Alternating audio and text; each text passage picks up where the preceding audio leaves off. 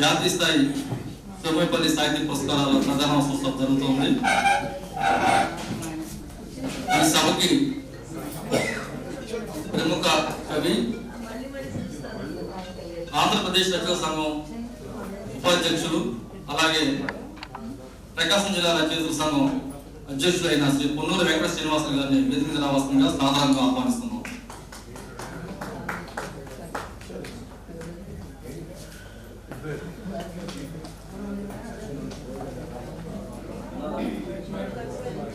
పొన్నూరు వెంకట శ్రీనివాసులు గారు.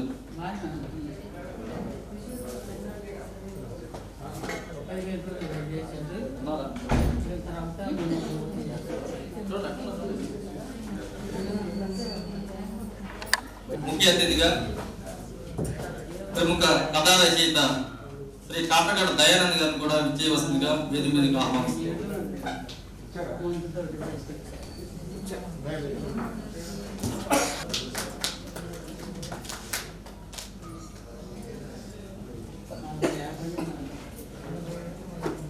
ప్రతి సంవత్సరం ఈ కథల అవార్డుకి ఎంతో గుర్తింపు తెచ్చిన రచయితలు చాలా మంది ఉన్నారు. ఎంతో ఉత్సాహంగా పాల్గొన్న రచయితలందరికీ మరోసారి ధన్యవాదాలు తెలియజేసుకుంటూ,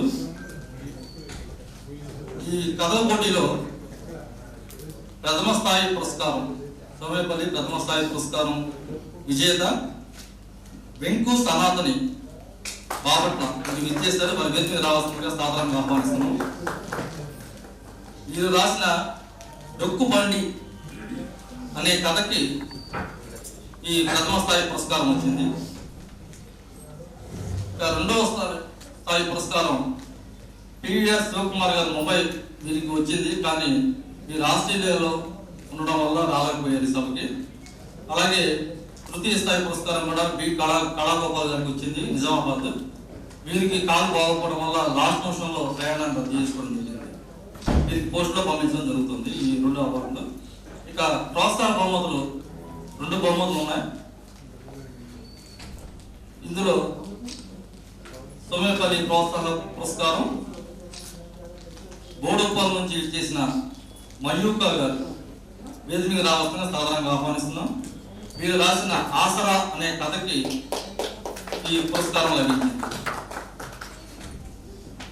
అలాగే ఇంకొక ప్రోత్సాహ బహుమతి పురస్కార గ్రహీత బహుశా చాలా మందికి ఈనాటి తరం కథా రచన చాలా మంది తెలిసిన వ్యక్తి. ఎందుకంటే ఎక్కడ కథల పోటీలు పెట్టినా అన్ని చోట్ల బహుమతి కొట్టే వస్తాడు ఆయన. అది ఆ ఊరు కూడా మంచి గుర్తింపు తీసుకొచ్చిన వ్యక్తి ఆయనే ఒంగోలుకు చెందిన సింగరాజ శ్రీనివాసరావు గారు. వీరు రాసిన ఉచ్చిష్టం అనే కథకి ఈ ప్రోత్సాహ బహుమతి లభించింది. వీరికి ఇంతకుముందు దాదాపు 4 సార్లు ఈ పోటీలో బహుమతులు అనేక బహుమతులు వచ్చాయి. మా సోమేపల్లి పురస్కారాలు దాంట్లోనే వారిని వేదిక మీద ఆహ్వానిస్తూ, ఈ కథల పోటీకి విహారీ గారు న్యాయనేతగా వ్యవహరించారు. కానీ ఆయనకి అనారోగ్య కారణం వల్ల రాలేకపోయారు. ఇంకా ఒక విషయం చెప్పి ముగిస్తాను. ఈ కథల పోటీలో సింగరాజ్ శ్రీనివాసరావు గారు కానీ బి కళాగోపాల్ కానీ దాదాపు 3-4 సార్లు వచ్చినాయి బహుమతులు. దీన్ని చూస్తే చాలా మంది అనుకుంటారు వ్యక్తులకు ఇస్తున్నారేమో, తెలిసిన వ్యక్తులకు ఇస్తారేమో చాలా మంది అనుకుని ఉండొచ్చు. కానీ ఈ 15 సంవత్సరాల్లో మేము కథల పోటీ నిర్వహిస్తున్న తీరు ఎలా ఉంటుందంటే, కథ రాసిన రచయిత పేరు కానీ అడ్రస్ కానీ ఎక్కడా కథ మీద ఉండదు. హామీ పత్రంలో ఉంటాయి. హామీ పత్రం అన్ని మా దగ్గర ఉంటాయి. కథ మాత్రం న్యాయ నిర్ణయానికి పంపిస్తాం. ఆ న్యాయ నిర్ణయం కూడా ఎవరన్నది ఎవరికి చెప్పము. అది కేవలం గతంలో సోమేపల్లి వెంకటసుబ్బయ్య గారు మా మధ్యలోనే ఉండేది, ఇద్దరు మధ్యలోనే ఉండేది. ఆ కథ ఎవరు మిగతా అంతా ఎవరైతే న్యాయ నిర్ణేత ఉన్నారో ఆయన చెప్పిన కథకి ఏ కథ బాగుంటేనే ఆ కథకే ఇచ్చేవాడు ఆయన. అది రచయిత ఎవరు కూడా ఆయన తెలియదు. ఆ రకంగానే ఇస్తూ జరుగుతుంది. అయినా ఇన్ని ఆటిలో కూడా 15 సంవత్సరాల తర్వాత జరుగుతున్న కార్యక్రమంలో సింగరాజు శ్రీనివాసరావు గారికి దాదాపు 5 సార్లు అవార్డు వచ్చిందంటే నాకే ఆశ్చర్యంగా ఉంది. ఆయన కథలు అంత బాగా రాస్తున్నారా, పోటీలో పాల్గొంటూ ఈ రకంగా ఉత్సాహం తీసుకొచ్చే విధంగా తీసుకొస్తున్న సింగరాజు శ్రీనివాసరావు గారు లాంటి రచయితలందరికీ మరోసారి ధన్యవాదాలు తెలియజేసుకుంటూ ఇప్పుడు కార్యక్రమం నిర్వహించవలసిందిగా పొన్నూరు వెంకట శ్రీనివాసులు కోరుతున్నాను.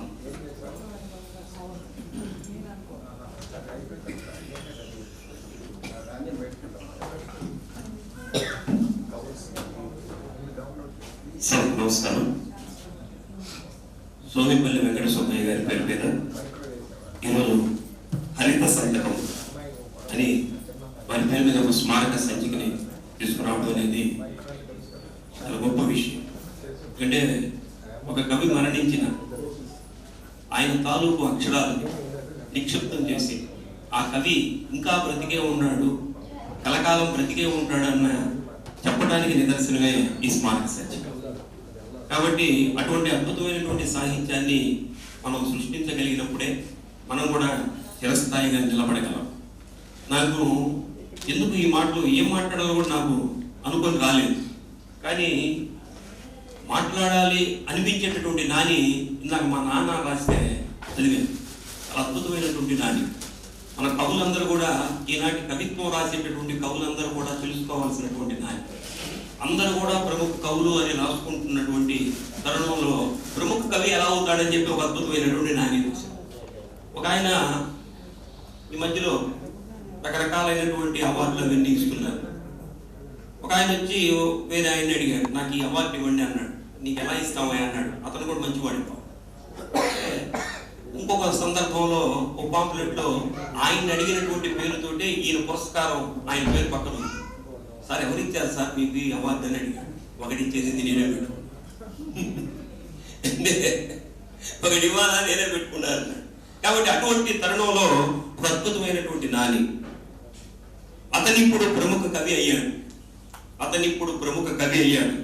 మనిషిగా రాజీనామా చేసి ఇప్పుడు ఒక ప్రతి కవి కూడా ఈరోజు వాళ్ళ హృదయం మీద చెయ్యి పెట్టుకుని నేను ఏ పాటి కవిని, నేను ఎంతటి కవిని, నేను ఎంత కవిత్వాన్ని చదివాను, ఎన్ని కవిత్వాలు రాశానుగా, ఎన్ని కవిత్వాలు చదివాను, ఎంత సాహిత్యాన్ని చదివాను, ఎంత సాహిత్యాన్ని అధ్యయనం చేసి ఎందరి జీవితాలను చూశాను అని ఒకసారి మనందరం కూడా తెలుసుకోవాల్సినటువంటి కవి. అంటే ఆ జీవితాన్ని వడపోసినటువంటి కవులకే ఇప్పుడు స్మారక సంచికలు లాంటివి వస్తాయి. ఒకవేళ స్మారక సంచిక వచ్చినా కానీ ఆ స్మారక సంచికలో వచ్చినటువంటి విషయాల్ని చదివిన తర్వాత మనకు అనిపించవచ్చు, అరే ఈ స్మారక సంచికలో ఏముంది అనేది కూడా మనకు అనిపించవచ్చు. కానీ ఈ స్మారక సంచిక దీంట్లో ఉన్నటువంటి అక్షరాలు ఉన్నాయి కాబట్టే ఈ స్మారక సంచిక తెచ్చారా అని అనిపిస్తుంది. అటువంటి అద్భుతమైనటువంటి ఈ కార్యక్రమాన్ని సోమిపల్లి వెంకట సుబ్బయ్య గారి కుమారులు వశిష్ఠ దీన్ని సారథ్యం వహించి వాళ్ళ నాన్నగారికి మరణం లేదు అన్నటువంటి దీంతో వారు చేయడం అనేది చాలా గొప్ప విషయం. మనందరం కూడా వశిష్ఠని అభినందించాలి. ఎందుకంటే వశిష్ఠ కూడా చక్కటి కవిత్వాన్ని రాస్తున్నటువంటి కవి ఈరోజు. అందుకే సోమిపల్లి వెంకట సుబ్బయ్య గారితో నాకు వారి గుంటూరు జిల్లా రచయితల సంఘం ప్రారంభించినప్పటి నుంచి కూడా అనుబంధం ఉంది, అంతకు ముందు నుంచి కూడా అనుబంధం ఉంది. మా ప్రకాశం జిల్లా రచయితల సంఘంతో వీరికి ఉన్నటువంటి అనుబంధం ఆసరాగా చేసుకొని మనం గుంటూరు జిల్లా రచయితల సంఘాన్ని కూడా మేము ఏర్పాటు చేయాలి, మీ సలహాలు సూచనలు ఇవ్వండి అని మా సంఘం అధ్యక్షుడు హనుమాన్ రెడ్డి గారిని అడిగినప్పుడు మేము ఏదైతే విధి విధానాలను ఏర్పాటు చేసుకున్నామో అదే విధి విధానాలతోటి గుంటూరు జిల్లా రచయితల సంఘాన్ని కూడా వాళ్ళు శ్రీకారం చుట్టి దాదాపు కొన్ని దశాబ్దాల పాటు వారు ఈ కార్యక్రమాన్ని ఆయన భుజస్కంధాల మీద వేసుకొని నడపడం జరిగింది. అంటే మనం సంస్థ పెట్టేటప్పుడు ఉండేటటువంటి నియమ నిబంధనలు వేరుంటాయి. కొంతకాలం అయిన తర్వాత ఆ ఎదుట ఉన్నటువంటి మనిషి మన మనిషిగా కనిపిస్తాడు, ఆ పక్కన ఉన్నటువంటి మనిషి మన బంధువుగా కనిపిస్తాడు. అప్పుడు మనం ఏదైతే నియమ నిబంధనలు అనుకున్నామో అవన్నీ నీరు గారిపోయేటటువంటి అవకాశం ఉంటుంది. కానీ సోమిపల్లి వెంకట సుబ్బయ్య గారు వాటన్నిటికీ దేనికి లొంగకుండా ఏదైతే తాను జరిపించాలనుకున్నాడో దానికి లోబడి గుంటూరు జిల్లా రచయితల సంఘాన్ని ఇన్ని సంవత్సరాల పాటు దిగ్విజయంగా నడిపించి ఆంధ్ర రాష్ట్రం విడిపోయిన తర్వాత ఆంధ్రప్రదేశ్ రచయితల సంఘానికి అధ్యక్షుడిగా కాగలిగి, అధ్యక్షుడైన తర్వాత కూడా ఎన్నో రకాలైనటువంటి ప్రలోభాలు వచ్చినా సరే వాటికి కూడా తలపకుండా ఆయన ఆ సంస్థని నడిపి మన రాష్ట్రంలో ఉన్నటువంటి కవులకు కూడా ఒక కొత్త రకమైనటువంటి ఉత్తేజాన్ని ఇచ్చినటువంటి వ్యక్తి సోమిపల్లి వెంకట సుబ్బయ్య గారిని చెప్పక తప్పదు. ఎందుకంటే వారి కవిత్వాన్ని నేను చాలా పుస్తకాలు వారి కవిత్వాన్ని చదివాను. ఇప్పుడు సోమిపల్లి వెంకట సుబ్బయ్య గారి అవార్డు ఫంక్షన్ ఇది చిన్న కథల పోటీ, దానికి సంబంధించి మొట్టమొదట ఆ కథల పోటీకి బహుమతి ప్రధాన సభకి నన్ను అధ్యక్షుడిగా పిలిచారంటే ఆయన మంచితనం ఎలాంటిదో మనం అర్థం చేసుకోవచ్చు. అంటే 15వ సభ ఇది. నేను 4-5 సార్లు అధ్యక్షుడిగా వహించినట్లున్నాను. వాళ్ళ సొంత ఊళ్ళో ఈ కథల పోటీకి సంబంధించి వాళ్ళ సొంత ఊళ్ళో పెట్టాలి, అంటే గ్రామీణ ప్రాంతాల్లో కూడా కవిత్వాన్ని సాహిత్యాన్ని గురించి పరిచయం చేయాలనే ఉద్దేశంతో మార్టూరు దగ్గర వారి సొంత జన్మస్థలంలో ఈ అవార్డు ఫంక్షన్ పెట్టి అక్కడ కూడా ఒక 400-500 మంది వచ్చి మా సోమేపల్లి వెంకట సుబ్బయ్యలో ఇంత సాహిత్య వ్యవసాయం ఉందా, వీళ్ళది వ్యవసాయ కుటుంబం అనుకున్నా కానీ సాహిత్య వ్యవసాయం చేసేటటువంటి వాడు మా సోమేపల్లి వంశస్థుడు ఉన్నాడని చెప్పి వాళ్ళందరూ కూడా అభినందించారంటే సోమేపల్లి వెంకట సుబ్బయ్య గారిలో ఉన్నటువంటి, అంటే సమాజంలో అందరినీ కలుపుకోవాలి, అందరి దగ్గరికి మనం సాహిత్యాన్ని తీసుకువెళ్ళాలనే ఒక మంచి ఉద్దేశం ఉన్నటువంటి వ్యక్తి. అందుకని నేను దీంట్లో నా వ్యాసం కూడా వేశారు, 140 పేజీలో ఉంది.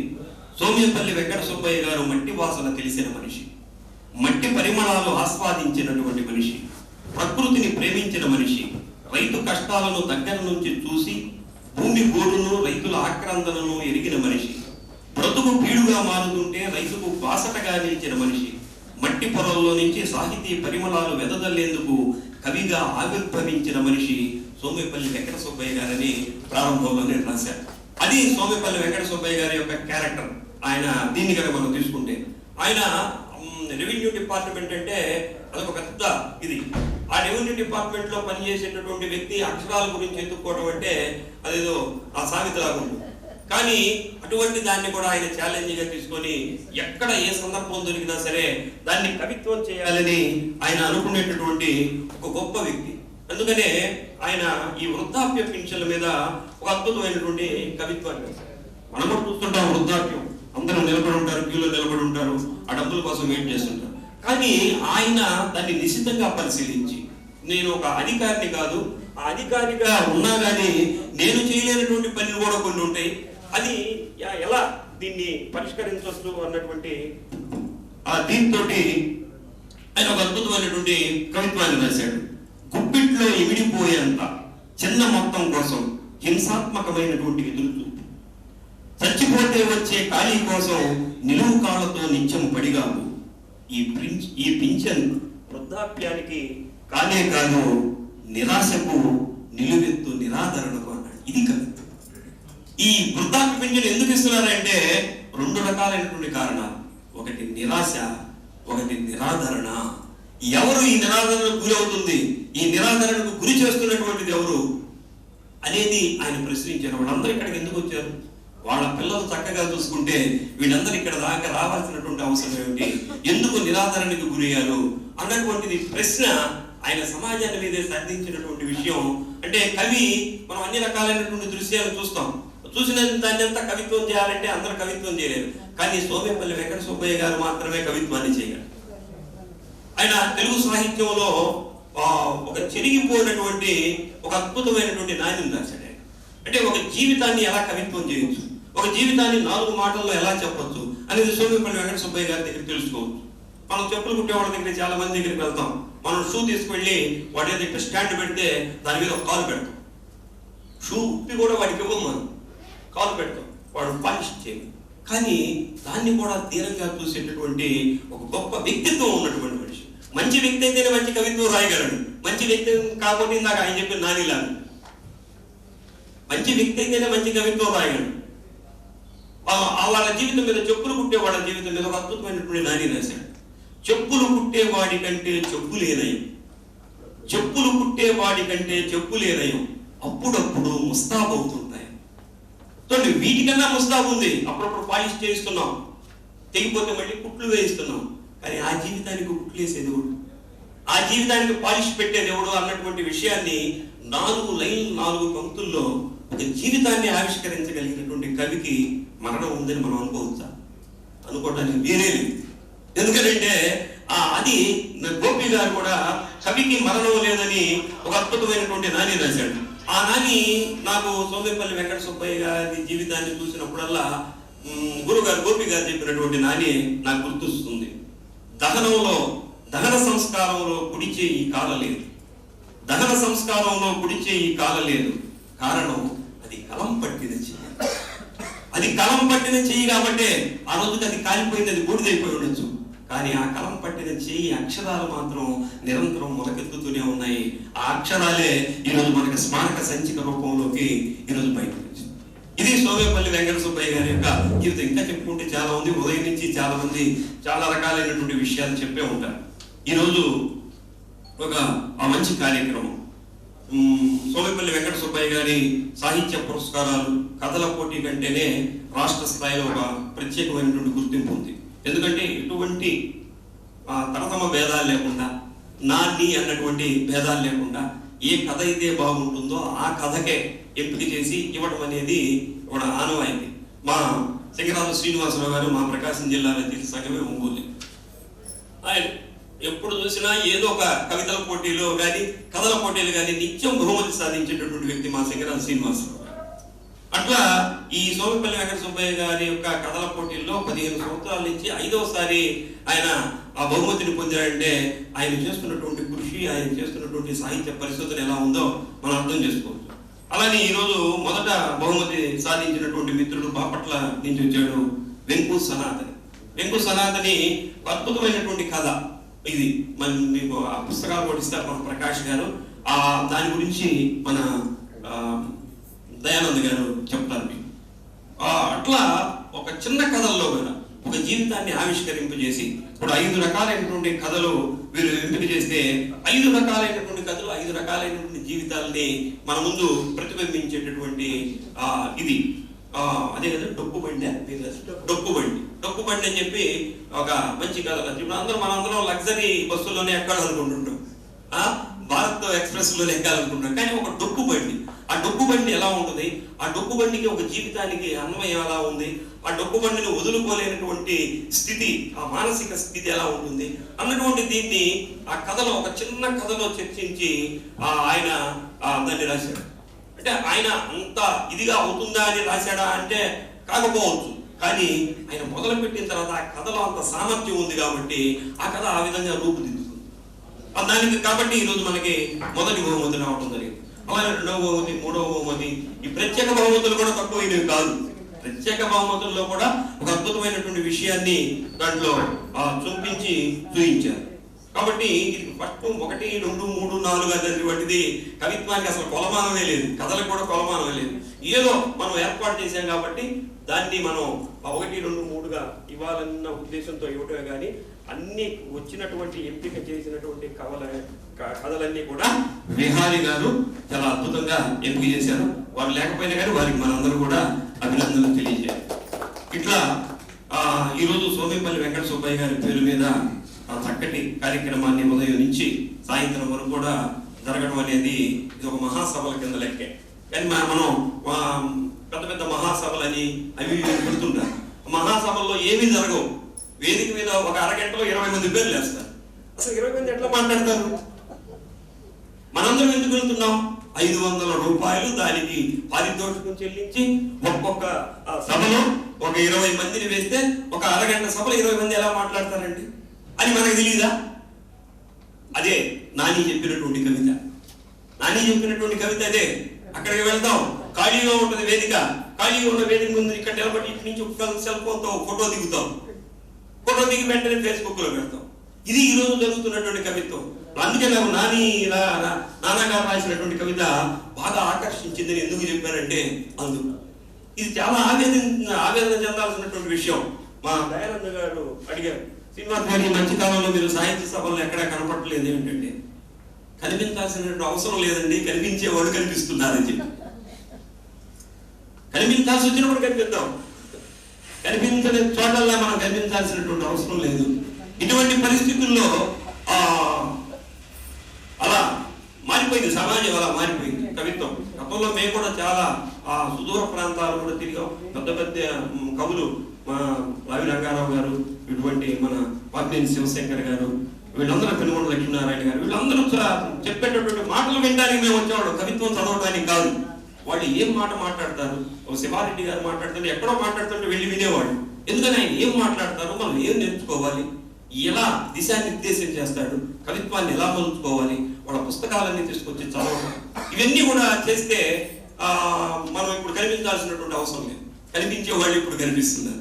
కాబట్టి ఇటువంటి తరుణంలో ఒక మంచి ఆశయాలకు అనుగుణంగా సోమేపల్లి వెంకట సుబ్బయ్య గారు ఏదైతే దిశానిర్దేశం చేశారో దాన్ని గుంటూరు జిల్లా రచయితల సంఘం తరఫున మన సుభాని గారు కానీ ఇక్కడ ఉన్నటువంటి సభ్యులందరూ కూడా దాన్ని నడుపుతున్నారు. అలానే ఆంధ్రప్రదేశ్ రచయితల సంఘాన్ని ప్రకాష్ గారు, దానికి సంబంధించినటువంటి సభ్యులందరూ కూడా నిర్వర్తిస్తూ ఉన్నారు. చిల్లర భవానీ గారు ఇప్పుడు దానికి అధ్యక్షులుగా కూడా ఉన్నారు. కాబట్టి ఇటువంటి ఈ కవిత నాకు గుర్తొస్తుంది, ఆ నాయనే గుర్తొస్తుంది నాకు. మనిషిగా రాజీనామా చేసి అనే ఒక అద్భుతమైనటువంటి మాట, చాలా బాగున్నాడు. అతను ఇప్పుడు ప్రముఖ కవి అయ్యాడు. మనిషిగా రాజీనామా చేసి. ఎందుకు రాజీనామా చేయాలి? ఎందుకు రాజీనామా చేయాలి అని మనం ప్రశ్నించుకోవాలి. ఎందుకు రాజీనామా చేయాలి? నేను కవిగానే కొనసాగాలి. ఎందుకు రాజీనామా చేస్తావు? మనిషిగా కవిగానే నేను కొనసాగాలి అన్నటువంటి ప్రతిజ్ఞ చేయాలి ఈ వేదిక నుంచి అయినా. అది నాకు 4 మాటలు మాట్లాడేటటువంటి ఒక అవకాశాన్ని ఈ నాని కూడా ఇచ్చింది. ఈ రోజు ఈనాటి కార్యక్రమానికి ముఖ్య అతిథిగా ప్రముఖ కథా రచయిత మా కాట్రగడ్డ దయానంద గారు ఈరోజు వేదిక మీద చూస్తే నాకు ఒక రకమైనటువంటి ఆనందం ఏంటంటే ప్రకాశం జిల్లా రచయితల సంఘమే వేదిక మీద ఉందా అనిపిస్తుంది. ఎందుకంటే మా కాట్రగడ్డ దయానంద గారు మా ప్రకాశం జిల్లా అన్న, నేను బాపట్ల నిన్నటి దాకా మావాడే లోపల ఆత్మ శరీరం లాగా మా బాపట్ల జిల్లా అంటే మా ప్రకాశం జిల్లా. అట్లా మా శ్రీనివాసరావు గారు కూడా మా ఒంగోలు నుంచి వచ్చారు. మా సోదరి మండలి అంటే ఎప్పుడైనా సరే పుట్టింటి కింద లెక్కే కాబట్టి మా జిల్లా కింద లెక్కగానే నాకు భావన చేస్తూ ఇది మా సొంత సభలాగానే నాకు భావన కలుగుతుంది. మా కాట్రగడ్డ దయానంద గారు కూడా రాష్ట్రంలో పేరెన్నికగా ఉన్నటువంటి మంచి కథాని. ఆయన పోస్టల్ డిపార్ట్మెంట్ లో పనిచేస్తూ ఎన్నో కథల్ని, అద్భుతమైనటువంటి కథలు ఇచ్చాడు. కాట్రగడ్డ దయానంద గారు పుట్టింది ఒంగోలుకు తూర్పున 3 మైళ్ళ దూరం ఉన్నటువంటి కొప్పోలు అన్నటువంటి గ్రామం. మా ప్రాంతంలో ఏమంటారంటే కొప్పోలు పోయిరా అంటుంటారు ఊరక తమాషగా. కానీ ఆ కొప్పోలు కూడా చిరకీర్తిని తెచ్చినటువంటి వ్యక్తి కాట్రగడ్డ దయానంద గారు. అక్కడే చిన్న గ్రామం. ఆ కొప్పోలు నుంచి ఒక అద్భుతమైనటువంటి ఒక కథకుడుగా ఒక వ్యవసాయ కుటుంబంలో పుట్టి పండుటాకు, గుండ్లకమ్మ తీరాన అన్నటువంటి కథల సంపుటాలు తీసుకొచ్చి వెతుకు అన్నటువంటి కవిత సంపుటిని కూడా వారు ప్రచురించడం జరిగింది. అట్లా మా ప్రకాశం జిల్లాకి ఒక గుర్తింపు, వాళ్ళందరూ ఒక గుర్తింపు తీసుకొస్తేనే ప్రకాశం జిల్లా రచయితల సంఘాన్ని కూడా ఒక వెలుగు, మా ఆంధ్ర రాష్ట్రంలో కూడా ప్రకాశం జిల్లా రచయితల సంఘాన్ని అనుకుంటున్నారంటే ఇటువంటి వాళ్ళు ఆ పెద్దలు ఉండబట్టేను. కాట్రగడ్డ దయానంద గారు ఈ పోటీకి సంబంధించినటువంటి కథల్లో ఉన్నటువంటి అంశాన్ని వారు దాని గురించి చెప్పవలసిందిగా సాధారణంగా ఆహ్వానిస్తారు.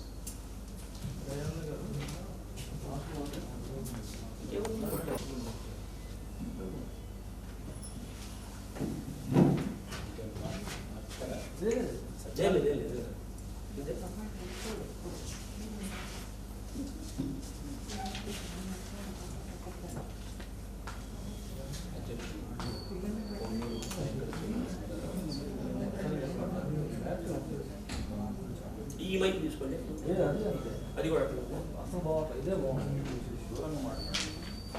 వేదిక మీద ఉన్న పొందూరు లేని శ్రీనివాసులు గారు, అలాగే సోమేపల్లి వారు చిన్న కథా పురస్కారాలు వెంకు సనాతని గారు, మయూర్ గారు, సింగరాజ్ శ్రీనివాసరావు గారు, వేదిక ముందున్న ప్రముఖ రచయిత కథకులు విమర్శకుడు పాత్రేని శివశంకర్ గారు, అలాగే చిల్లర భవానీదేవి గారు, ఆంధ్రప్రదేశ్ రచయితల సంఘం కార్యవర్గం, గుంటూరు జిల్లా రచయితల సంఘం కార్యవర్గం మిత్రులారా, ఇవాళ సోమేపల్లి వారి సభ ఉదయం నుంచి జరుగుతూ ఉంది. ఆయన వెళ్ళిపోవడం సాహిత్యానికే కాదు, బహుశా గుంటూరు ఒక గుర్తింపు తెచ్చిన సాహిత్యంలో ఒక వ్యక్తి వృత్తిపరంగా గవర్నమెంట్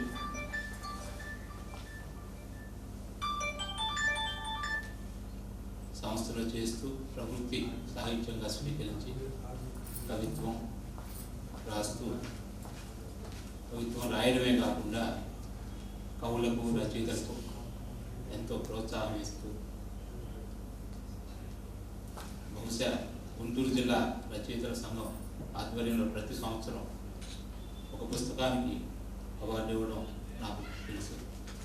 2012లో ఆయన చేతుల మీదుగా నా గుండ్లకమ్మ రచయితల సంఘం, నా గుండ్లకమ్మ తీరా కథ సొంతుడికి నేను గుంటూరు జిల్లా రచయితల సంఘం అవార్డు తీసుకున్నాను. అట్లా అనేక మంది ఆయన నుంచి ఒక ప్రేరణ, అలాగే కవులుగా రచయితలుగా ఇవాళ ఒక ప్రముఖ స్థానంలో ఉన్న వాళ్ళు ఉన్నారు. ఆయన వెళ్ళిపోవడం నిజంగా చాలా దురదృష్టం. బహుశా ఆయన సమయాన్నే కాదు, ఆరోగ్యాన్నే కాదు, ఆయన జీవితాన్ని సాహిత్యానికి ఇచ్చించడం మనందరం ఆయన తప్పనిసరిగా ఎల్లవేళలా మనం గుర్తుంచుకోవాల్సిన పరిస్థితి. ఆర్థికంగా కూడా ఆయన ఈ అవార్డులు కానీ చాలా సంస్థలను చూశాను నేను. అవార్డుల పేరుతో, సభల పేరుతో విరాళాలు పోగు చేసి సభలు నడిపించడం, అవార్డులు ఇవ్వడం. సోమేపల్లి వారి గురించి నేను ఏ రోజు ఇంతవరకు ఆ మాట వినలేదు. ఆయన సొంత డబ్బులే ఖర్చు పెట్టుకున్నారు, సొంత సమయాన్ని కేటాయించారు, సొంత ఆరోగ్యాన్ని ఆయన ఈ సాహిత్యానికి ఇచ్చి అందరికీ బహుశా వాళ్ళ అబ్బాయి కవిత పుస్తకం కూడా ఇదే వేదిక మీద ఆవిష్కరణ జరిగింది. తన వారసుని కూడా ఆయన తయారు చేసి వెళ్ళిపోవడం గొప్ప విషయంగా నేను అనుకుంటున్నాను. దాదాపు ఒక 5-6 సంవత్సరాల క్రితం ఈ చిన్న కథల పురస్కారానికి నన్ను జడ్జిగా ఉండమంటే తక్కువేమి రావు, కథలు దాదాపు 100-120 కథలు దాకా వస్తాయి ప్రతి సంవత్సరం. సమయం సరిపోయేమైనా ఉంది అంటే కాదులే చెయ్యండి అని అంటున్నాను. సమయం ఎక్కువ తీసుకున్నా పర్వాలేదు, మీరు చేస్తే బాగుంటుంటే మొట్టమొదటిసారి ఈ కథల్ని బహుశా 2020లో అనుకుంటా నేను చేసింది చూశాను. అప్పుడు ఆయనతోటి చాలాసేపు ఈ కథల గురించి మాట్లాడిన సందర్భంలో ఆయన ఒక మాట ఉన్నారు నాతోటి ఆ రోజు. చిన్న కథలు పోటీ పెడితే దాదాపు 100-120 పైగా వస్తాయండి. మామూలు కథలు పోటీ కానీ రావు. మరి ఒక 120 మంది రచయితల దగ్గర నుంచి మేము కథలు తెప్పిస్తున్నాం.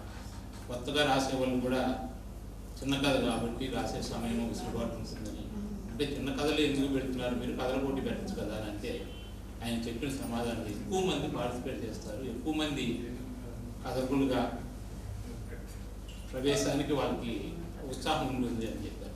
నిజానికి అది వాస్తవం కూడా. చిన్న కథలు బహుశా 80లో మనకు తెలుసు కథల పరిస్థితి.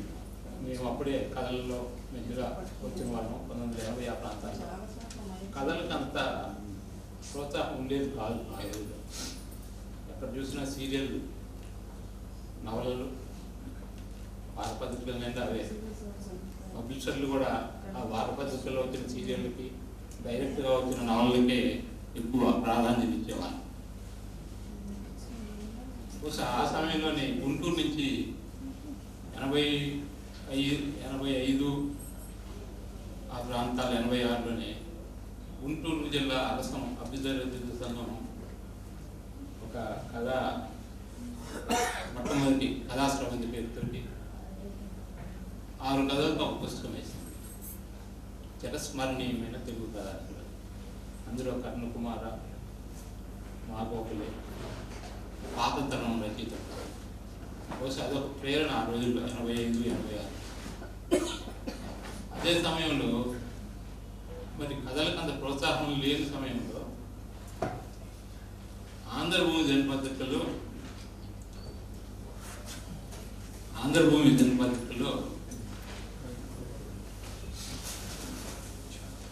నేటి కథ అని రోజుకో కథ వేసేవాళ్ళు.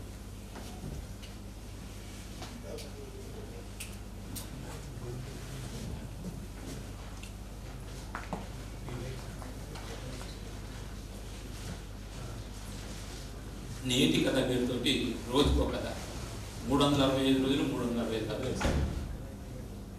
అది ఎప్పుడు 1985 జూలై 1 నుంచి మొదలు పెట్టారు వాళ్ళు.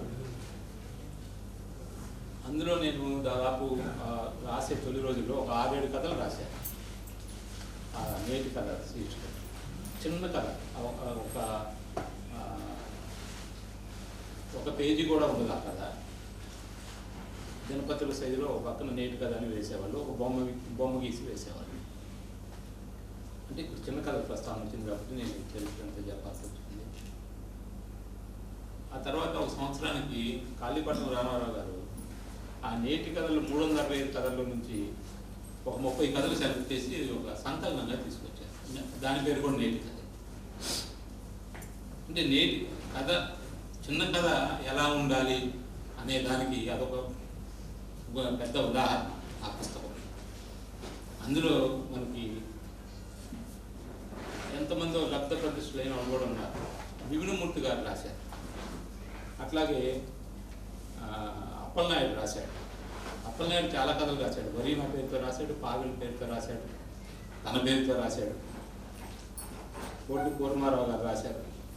ఇట్లా లబ్ధ ప్రతిష్ఠులైన వాళ్ళ దగ్గర నుంచి తొలిసారిగా కథల్లో పెట్టిన వాళ్ళు.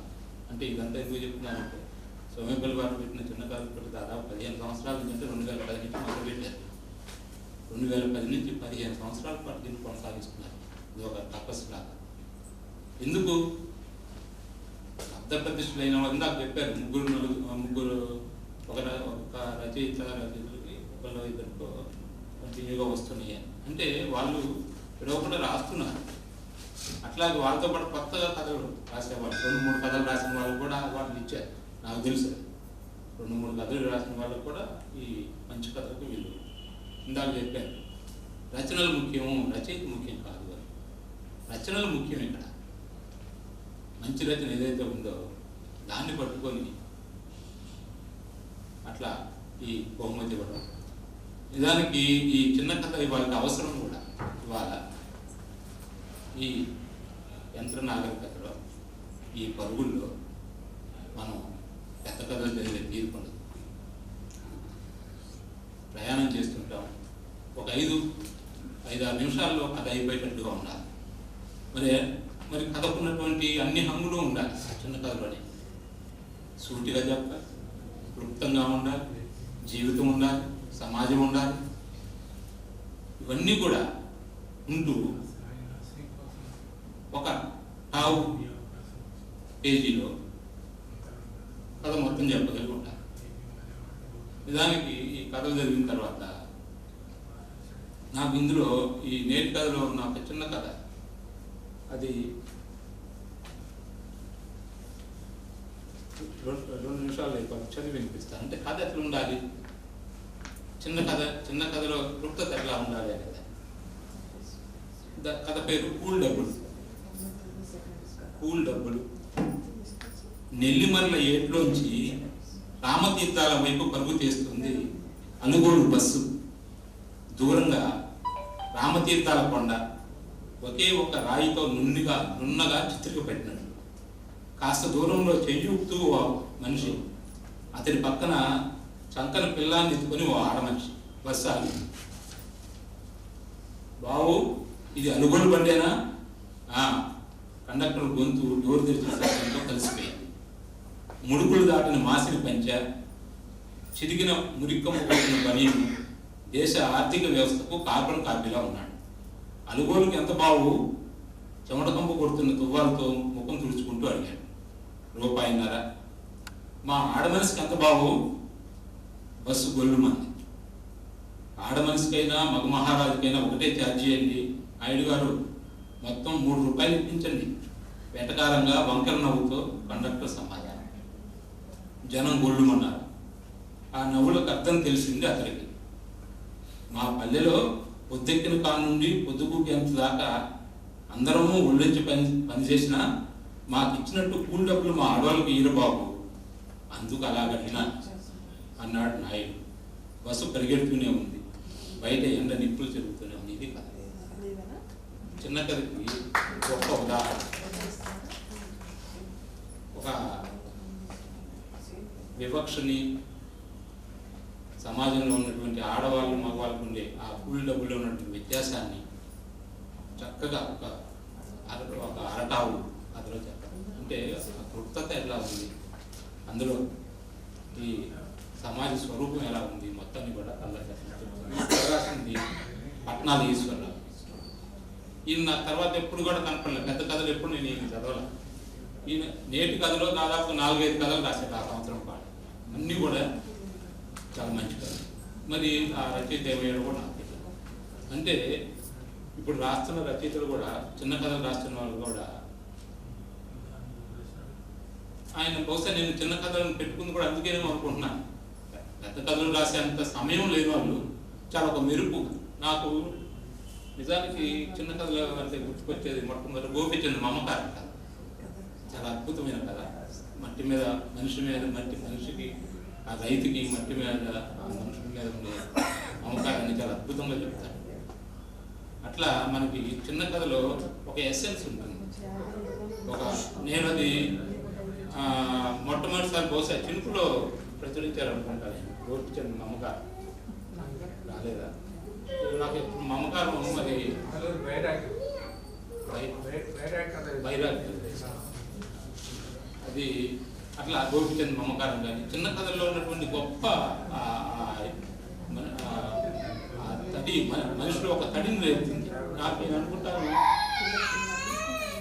పెద్ద కథ ఒక ఋతుపవనాలతోటి ఒక 2 నెలలు 3 నెలల పాటు మాన్సూన్స్ వచ్చినప్పుడు పడే వర్షంలాగా మెల్లిమెల్లిగా మొదలై అది అట్లా నీళ్ళ వర్షం అంతా నీళ్ళలోకి ఇంకి ఒక గొప్ప సారవంతమైన భూమిని ఎట్లా తయారు చేస్తే నేను పెద్ద కథకు ఉదాహరణ అనుకుంటాను. నేను చిన్న కథ హఠాత్తుగా ఎండాకాలంలో ఒక పెద్ద పెద్ద ఉరుములతోటి మెరుపులతో కురిసే వానలాగా అప్పటికప్పుడు అది సడన్గా మనలో ఒక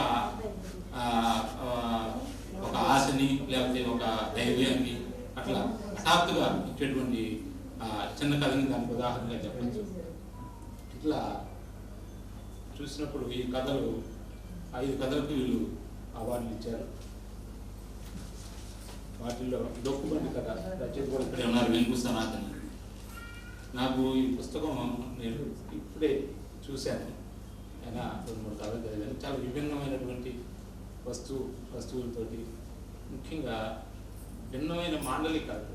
ఒకటి నిజామాబాద్ తెలంగాణ మాండలికం, చాలా అద్భుతమైన మాండలికం. అది మనకు కూడా తెలియదు ఆ పదాలకు అర్థాలు. కల్లివెల్లి అని, బహుశా ఆ కల్లివెల్లి అంటే మనం వీసా తీసుకొని పోతే వీసా ముగిసిపోతే వాళ్ళని కల్లివెల్లితో ఉన్నారని ఏదో ఆ అర్థంతో వాడిన పదాలు, ఆ కొత్త పదాలు ఆ కథలో.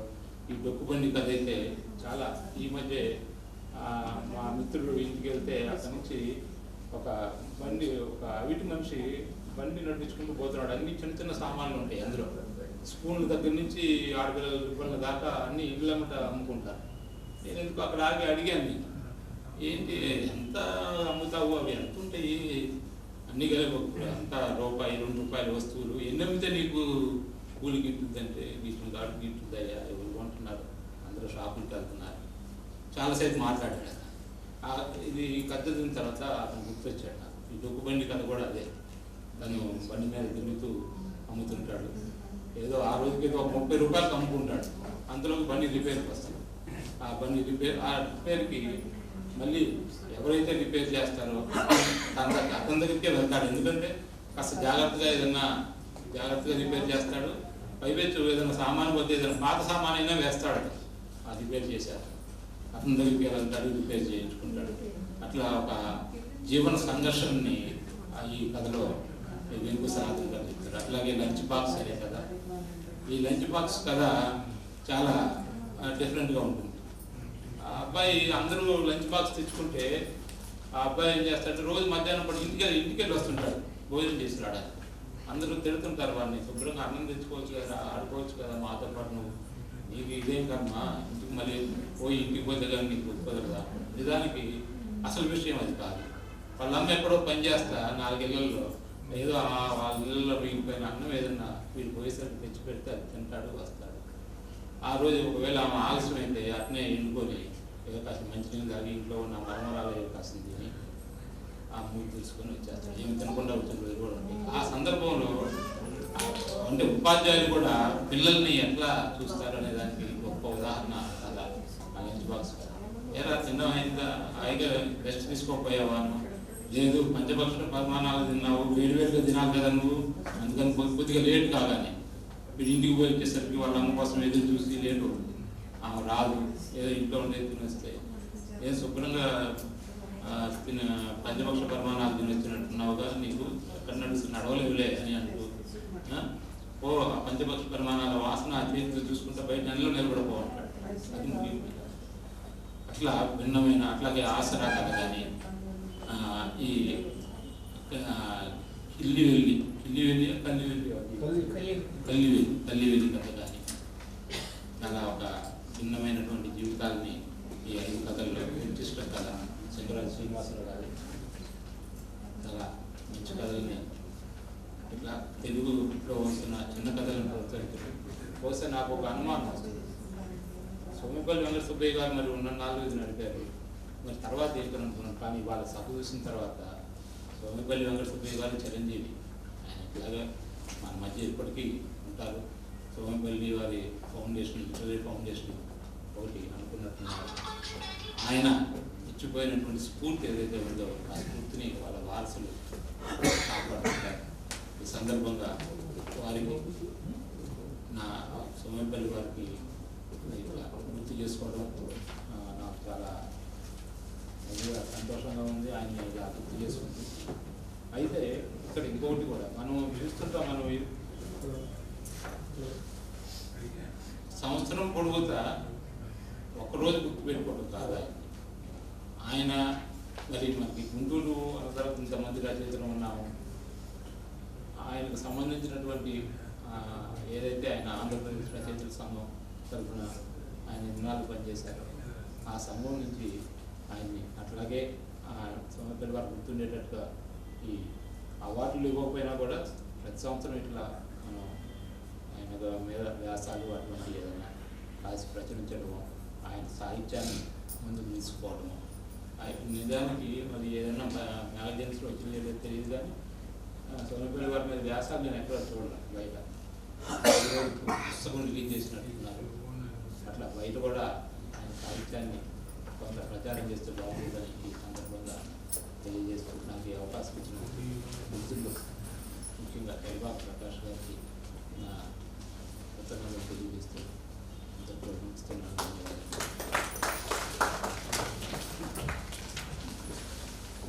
కాటగడ్డ దయానంద గారు ఇది చిన్న కథల పోటీ కాబట్టి ఉపన్యాసం కూడా కొద్దిగా ఇచ్చింది. నేను పేరులోనే ఉంది కాటగడ్డ దయానంద. నాలాంటి వాళ్ళైతే ఎక్కువ మాట్లాడతారు, కానీ ఆయన కొద్ది విషయంలోనే మొత్తం విషయాన్ని మొత్తం చెప్పడం జరిగింది. చిన్న కథలో ఏ విధంగా అయితే అనంతమైనటువంటి భావాన్ని ఇస్తాము, అలానే ఆయన ఉపన్యాసం కూడా అలానే అనంతమైనటువంటి భావాన్ని ఇవ్వడం జరిగింది. ఈ డబ్బు బండి అన్నటువంటి మొదటి కథలో అద్భుతమైనటువంటి విషయం. వాడు అది ఇంకా చెప్పినట్టు బండి మీద ఈ సత్తు గిన్నెలు అమ్ముకుంటుంటారు. అట్లా అమ్ముకునేటటువంటి వ్యక్తి, ఒక బండి మీద అమ్ముకునేటటువంటి వ్యక్తి, దాన్ని ఆ బండి పాడైపోతే దాన్ని బాగు చేసేటటువంటి ఒక ముస్లిం వ్యక్తి ఫ్రెండ్, అంటే వాడిద్దరు బంధం చూడండి, హిందూ ముస్లిం యొక్క బంధం ఎలా ఉంటుంది అన్నది కూడా దాంట్లో, ఇక్కడ కులం లేదు మతం లేదు అన్న దాన్ని కూడా వారు దాంట్లో స్పృశించాడు. ఆయన రావడం, ఆ చెవటను తుడుచుకోమని బాయ్, అక్కడ ఉన్నటువంటి బాయ్ చెప్పడం, ఆయనే బాగా నీరసం పడిపోయినట్టున్నాం అని చెప్పి ఆయన మంచినీళ్ళు తెచ్చి ఇవ్వడం, వాళ్ళిద్దరి మధ్య ఎలా ఉంటుంది ఆ బంధం అనేది కూడా చాలా చక్కగా దాంట్లో ఆయన చెప్పడం జరిగింది. అంటే ఆయన ఆ ఉద్దేశంతో రాశాడా అనేది ఉండదు, అంటే కవి ఏదో రాసి వదిలిపెట్టేస్తాడు, దానికి మనం అనంతమైనటువంటి ఒక్కొక్క రూపంలో దాన్ని మనం ఆలోచన చేస్తాం. మళ్ళీ ఇంకొక మాట కూడా చెప్పాడు, ఎందుకయ్యా ఈ పని, ఎవరు ఈరోజు సత్తు గిన్నెలు కొంటున్నారు, అందరూ షాపింగ్ మాల్స్కి వెళ్ళి అందరూ వీటిల్లో తెప్పించుకుంటుంటే వస్తువుల్ని నీ దగ్గర ఎవరు కొంటారా అంటాడు. మా తాత చేశాడు ఈ పని, మా తండ్రి చేశాడు ఈ పని, నేను చేస్తున్నాను. కాబట్టి అది నాకు అన్నం పెట్టినటువంటిది, కాబట్టి నేను ఆ పనిని వదులుకోలేనని చెప్పినటువంటి దాంట్లో కూడా ఎంత నిజాయితీ ఉందంటే ఆ క్యారెక్టర్లో ఆ నిజాయితీని కూడా ఆయన చూపించాడు. అలానే రైతు ఉన్నాడు చూడండి, రైతు ఏం చేస్తాడు, నష్టం వస్తుందని తెలిసినా సరే ఆ భూమినే ఆరాధిస్తుంటాడు, ఆ భూమాతలోనే నేను కలిసిపోవాలనుకుంటాడు. అట్లాంటిది ఈ డొక్కు బండి అనేటువంటి కథలో కూడా వారు అద్భుతంగా చూపించడం జరిగింది. అలానే మా సింగరాజు శ్రీనివాసరావు గారు రాసినటువంటి కథ కూడా అలా ఇప్పుడు మనకు సంబంధించినటువంటి కథ, ఆయన రాసినటువంటి కథ అంటే ట్రైన్లో ఒక ఆయన వెళ్తూ 2 పుస్తకాలు కొనుక్కుంటాడు. ఆయన పుస్తకాలు చదివేటటువంటి ఇది అంటే సెల్ ఫోన్ చూడటం ఆయనకు తెలియదు. ఆ పుస్తకాలు కొనుక్కొని ఆయన వెళ్తూ ఉంటే ఎదురుగా ఉన్నటువంటి ఆయన, సార్ ఏం సార్ ఏదో 2 పుస్తకాలు కొనుక్కున్నారు, ఒకటి ఇవ్వండి నేను చదువుతాను. అసలు నేనే ఓపెన్ చేయలేదు, నువ్వు మళ్ళీ వెంటనే పుస్తకం కావాలని అడుగుతున్నావా అని ఆయన నేను ఇవ్వను అంటాడు. అదేమిటి సార్ ఏమైంది, నేను చూసి ఇస్తాను కదా అంటాడు. నీలాంటి వాడ వల్ల ఈ బుక్ ప్రింటింగ్ కూడా ఆగిపోతుంది, ఇది దేశద్రోహం కింద లెక్క, కాబట్టి నువ్వు కూడా కొనుక్కొని చదువు, పుస్తకాన్ని కొనుక్కొని చదువు అని. ఇది ఎలాంటిదే, ఒక మనిషి దగ్గర నుంచి పుస్తకం అడుక్కొని మనం చదవడం అంటే ఇది ఉచ్చిష్టంతో సమానం అని దానికి ఉచ్చిష్టం అని పేరు కూడా పెట్టింది. అట్లా ఆ 10 నిమిషాల యొక్క దీని మధ్యలో జరిగినటువంటి సంభాషణలో అతనిలో మార్పు వచ్చి, నేను చేసింది తప్పే అని అతనిలో మార్పు వచ్చి, అప్పుడే ఆ రైల్లో ఒక ఆయన ఆ పుస్తకాలు అమ్ముకుంటూ వస్తూ ఉంటాడు. వెంటనే ఆయన కొనుక్కుంటాడు. అది చూడండి, వెంటనే దాంట్లో ఒక మార్పును తీసుకొచ్చేటటువంటి ఒక మంచి కథని వారు రాయడం జరిగింది. అలానే మేడం గారు కూడా వారు రాసినటువంటి కథ, ఏం కథ మరి, ఆసరా. ఈ ఆసరా అన్నటువంటి కథ కూడా మంచిది. అంటే దీన్ని కూడా కథ చేయొచ్చా అని కొన్ని అంశాలు ఎట్లా కథ చేస్తారో కూడా అర్థం కాదు. మరి ఆమెకి ఎలా థాట్ వచ్చిందో మనకి తెలియదు. ఒక అతను ప్రింటింగ్ ప్రెస్ ఉంటుంది వాళ్ళకి, అతను వచ్చి చదువుకుంటుంటాడు, ప్రింటరే అబ్బాయి చదువుకుంటుంటే ఈ స్కూల్లో ఉన్నటువంటి వాళ్ళకి కూడా ఏదన్నా కావాలంటే మెటీరియల్ అతనే తీసుకువెళ్ళి అతనే ప్రింట్ చేసి వాళ్ళ దగ్గర డబ్బులు తీసుకుంటాడు. అట్లా వాళ్ళ టీచర్ ఒకరోజు అబ్బాయి నిర్ణయిస్తాడు, ఏంటా నువ్వు క్లాస్లో మార్కులు తక్కువ వస్తున్నాయి, నువ్వు చదువుకునే రోజుల్లోనే ఈ ప్రింటింగ్ చేసి డబ్బులు సంపాదించాలనుకుంటున్నావు అని చెప్పి అందరి ముందు ఎగతాళి చేస్తే అక్కడ ఉన్నటువంటి కొంతమంది స్టూడెంట్స్ టీచర్ గారికి చెబుతారు, సార్ అతను అలాంటి వాడు కాదు, అతను ఈ డబ్బులు తీసుకువెళ్ళి అనాథలైనటువంటి పిల్లలకి ఎవరికైతే ఫీజు కట్టడానికి లేదో వాళ్ళకి కట్టేటటువంటి ఏర్పాటు చిన్నతనం నుంచే చేస్తున్నాడండి, కాబట్టి ఇతన్ని మనం అభినందించాలి అని చెప్పి పక్కన ఉన్నటువంటి విద్యార్థులు కూడా చెబుతారు. అప్పుడు ఆ మాస్టర్లో కూడా ఒక రియలైజేషన్ వచ్చి ఈ అబ్బాయిని జనవరి 26 రిపబ్లిక్ డే నాడు జరిగేటటువంటి సభలో ఉత్తమ స్టూడెంట్గా ఎంపిక చేసి అతనికి అవార్డు ఇవ్వడం జరుగుతుంది. అలానే ఆ పాఠశాలలో పనిచేసేటటువంటి టీచర్స్ కూడా ఒక విద్యార్థి ఇచ్చినటువంటి స్ఫూర్తితోటి వాళ్ళ జీతంలో నుంచి డబ్బులు తీసుకొని వచ్చి వాళ్ళు కూడా ఈ అబ్బాయితో కలిపి వాళ్ళకి విరాళాలు ఇచ్చేటటువంటి ఒక అద్భుతమైనటువంటి కథ చూడండి. అంటే టీచర్స్ చూసి విద్యార్థులు మారాలి, విద్యార్థులను చూసి టీచర్ మార్చేటటువంటి ఒక మంచి కథని వారు ఆసరా అన్నటువంటి ఒక కథని రాయడం జరిగింది.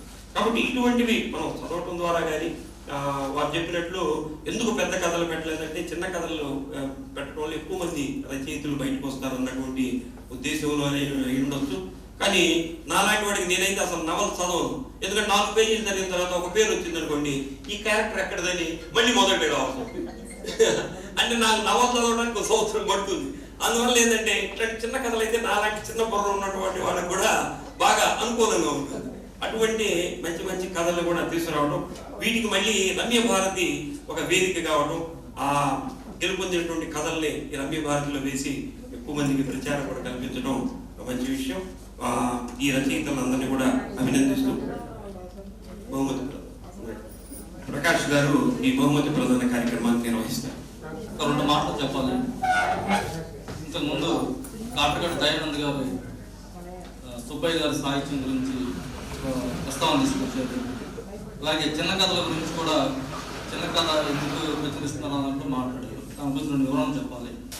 ఒకటి ఏంటంటే సోమేపల్లి సుబ్బయ్య గారు మేము గతంలో 2005 సంవత్సరంలో మేము ఒక పోటీలు పెట్టి రాష్ట్ర స్థాయిలో పోటీలు నిర్వహించాలని చెప్పి అనుకున్నప్పుడు ముందు కవిత్వం అనుకున్నాం. కవిత్వం అయితే అప్పటికే చాలా సంస్థలు కవిత్వం పోటీలు నిర్వహిస్తూ ఉన్నారు కనుక మనం అలా కాకుండా ఈ కాలం అంటే ఈ పుస్తకాలు చదివే తగ్గిపోయే ఈ కాలంలోనే మనం చిన్న కథలు బహుమతి ఇస్తే బాగుంటుందండి. దీని ద్వారా పెద్ద పెద్ద కథలు 8 పేజీలు 15 పేజీలు చదివే తీర్పు ఈ రోజు జనానికి లేదు కనుక షార్ట్ స్టోరీస్, షార్ట్ ఫిల్మ్స్ లాగా షార్ట్ స్టోరీస్ కూడా మనం పోటీలు నిర్వహిస్తే బాగుంటుందని చెప్పి అనుకొని ఇద్దరం కలిసి అనుకుని కూడబలుపుకొని 2005లోని చిన్న కథలు కేవలం 2 పేజీలు టీడీపీలో 2 పేజీలు వచ్చే కథలో కావాలని చెప్పేసి కోరుకున్నాం. అదే కొనసాగిస్తున్నాం. అది ప్రధాన కారణం. అదేంటంటే ఇంకోటి ఏంటంటే కేవలం రచయితల కోసమే ఈ పోటీలు పెట్టట్లేదు. చిన్న కథలో అయితే చక్కగా ఇంకా చెప్పినట్టు పుస్తకంగా జనంలోకి దూసుకెళ్ళాలన్న ఉద్దేశం, ప్రధానంగా ఆ ఉద్దేశం. పుస్తకాలు చదవడానికి అవకాశం ఉంటుంది. పెద్ద కథలు చదివే అవకాశం లేదు. చిన్న కథ అయితే త్వరగా చదువుతున్న ఉద్దేశంతో మేము చిన్న కథలు పోటీలు నిర్వహిస్తున్నాం ఈ 14 ఏళ్ళ నుంచి.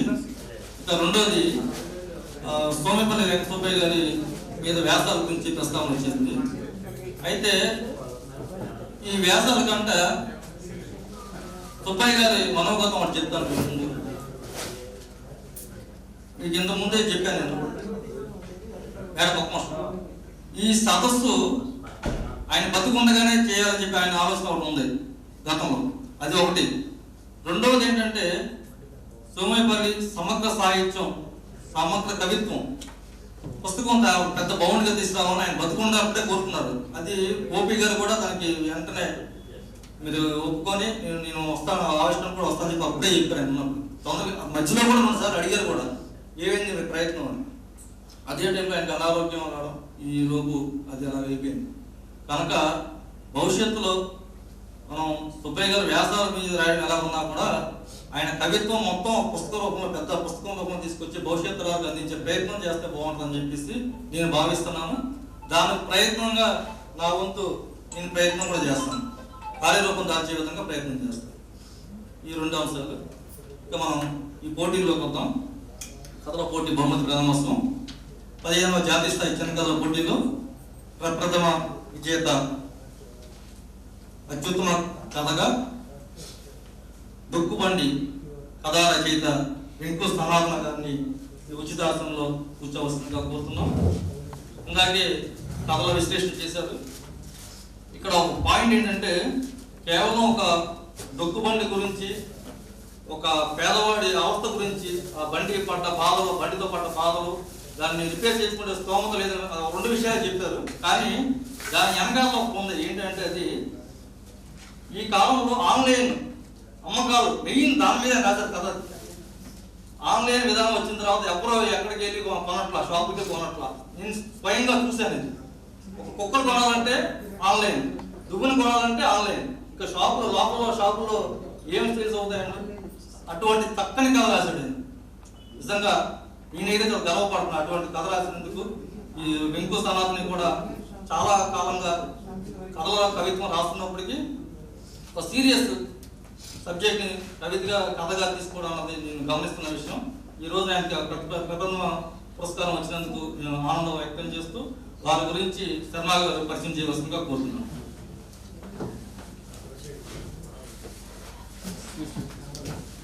వెంకు సనాతని. ఈయన ఊరు బాపట్ల. ఈ తల్లి గారి పేరు సులోచన, తండ్రి గారు పేరు శ్రీను. అమ్మ భాష, జన్మ భాష, కమ్మనైన తెలుగు భాషలో కథ, కవిత, గేయ ప్రక్రియలలో రచనలు చేస్తున్నారు.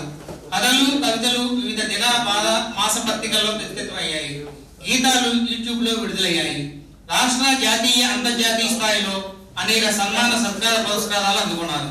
ఇది అందుకున్న వాటిలో సాహిత్య, సాంస్కృతిక, భాష, కళారంగాల ప్రోత్సాహ వేదిక కాకినాడ వారిచే భాషా విభాగంలో ఉత్తమ సేవా పురస్కారం 2020లో వచ్చింది. మన తెలుగు కథలు.com వారిచే ఉత్తమ రచయిత పురస్కారం 2022లో అందుకున్నారు. ఎక్స్రే ఉత్తమ కవితా పురస్కారం 2023లో అందుకున్నారు. ఇది మరిన్ని అవార్డులు అందుకోవాలని ఆశిస్తున్నాం.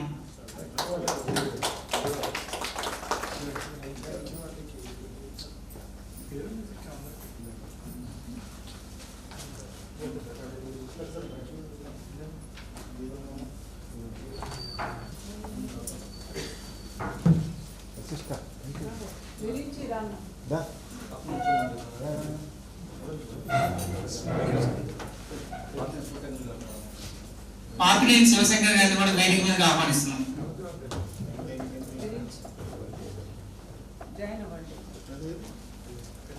శివశంకర్ గారు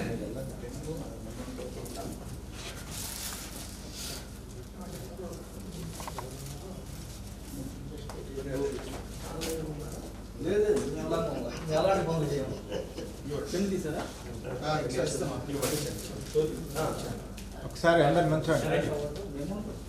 అధ్యక్షులు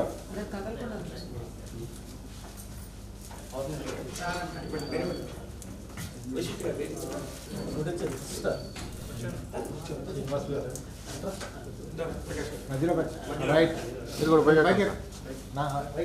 ప్రకాష్ గారు రెడీ రైట్ చూడండి సార్. రైట్ మయూక గారు,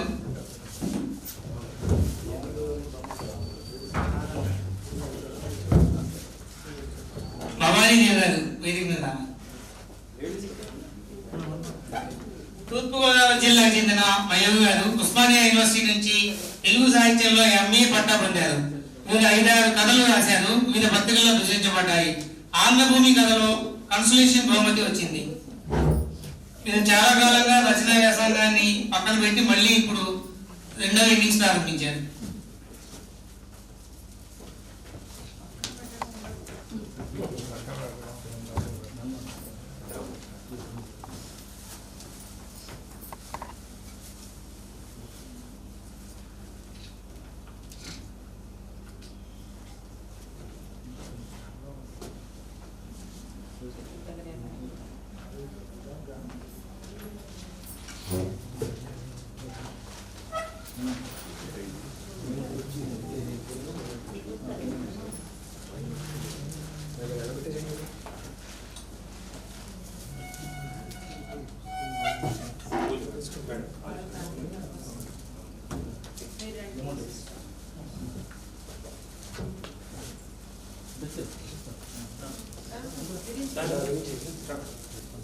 ఆయన నుంచో madam actor ready sir actor right ready అలా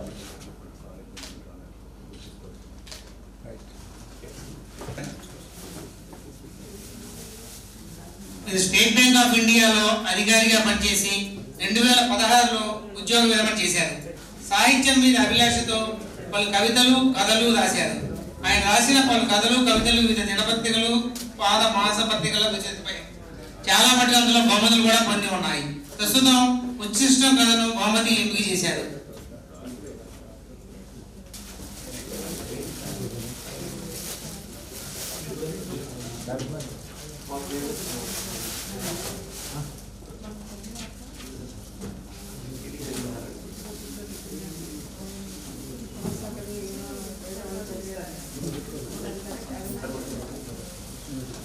దయానంద గారు కొంచెం దగ్గర రెడీ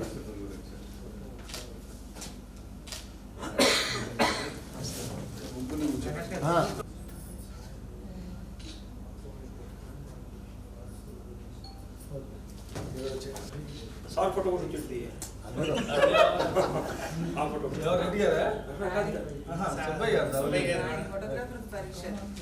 ఎందుకు వస్తుంది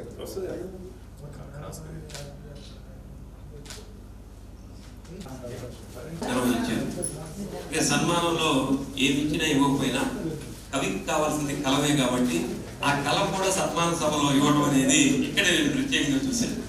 చాలా మంచి విషయం. నేను ఈ మధ్యలో ఒక చోట ఉపన్యాసం చెప్పడానికి వెళ్తే డబ్బులు వాళ్ళు కవర్లో పెట్టిస్తారు కదా, వాళ్ళు పర్సులో పెట్టించారు. ఇదేదో బాగుందయ్యా అంటే పర్సు ఇస్తారు కదా సార్ అన్నాడు. అని నేను అంటే ఒట్టి పర్సే ఇస్తారా చూస్తే లోపల డబ్బులు కూడా ఉన్నాయి.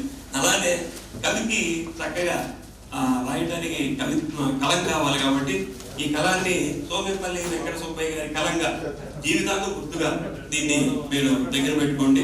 అంటే రీఫిల్ అయిపోయినా కానీ మార్చుకొని సోమేపల్లి వెంకట సుబ్బయ్య గారి స్ఫూర్తితోటి ఆ కలం ద్వారా మీరు కవిత్వాన్ని రాయాలని వాళ్ళ ఉద్దేశం అయి ఉంటుంది. కాబట్టి దాన్ని ఆ విధంగా ఉపయోగించవలసిందిగా కోరుకుంటూ ఈరోజు ప్రథమ బహుమతి సాధించినటువంటి వెంకు సనాతని గారు వారి నుంచి వారి స్పందన తెలియవలసిందిగా కోరుకుంటున్నాను.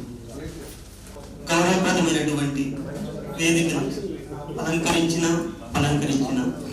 దక్షులకు అధ్యక్షులకు పూజ్యులకు విరాజ్యులకు అతిథులకు అధినేతలకు సమావేశ వక్తలకు సమన్వయకర్తలకు సరస్వతి పుత్రులకు పాత్రికేయ మిత్రులకు వెరసి కలం విలువ తెలిసిన కవులందరికీ కళాకారులందరికీ కళాభిమానులందరికీ అలాగే శ్రేయోభిలాషులందరికీ హృదయపూర్వక అభివందనములు.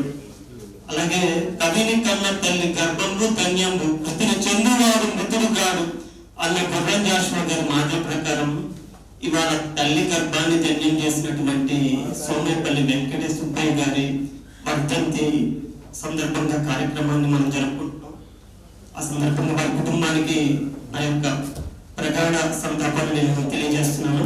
గుణమున్న వ్యక్తికి ఘనమైన నివాళిని నేను అర్పిస్తున్నాను. అలాగే ఇవాళ జాబితా చూశారండి, 15వ జాతీయ స్థాయి సోమేపల్లి పురస్కారం వాళ్ళ జాబితా చూశారు.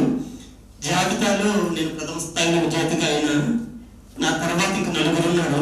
ఆ నలుగురు ఏం తక్కువ ఏం కాదండి. ఆ నలుగురు రచనలు కూడా నేను చాలా చక్కగా చదివాను. చాలా ఉత్తండ పండితులు అనమాట వాళ్ళందరూ. ఈ పోటీలకి ఈ రోజు ఆ సందర్భాన్ని బట్టి ఆ కథ ఫస్ట్ ప్రైజ్ వచ్చింది అంతే. మిగతా నలుగురు తక్కువనేం కాదు, వారు చాలా గొప్పవారు.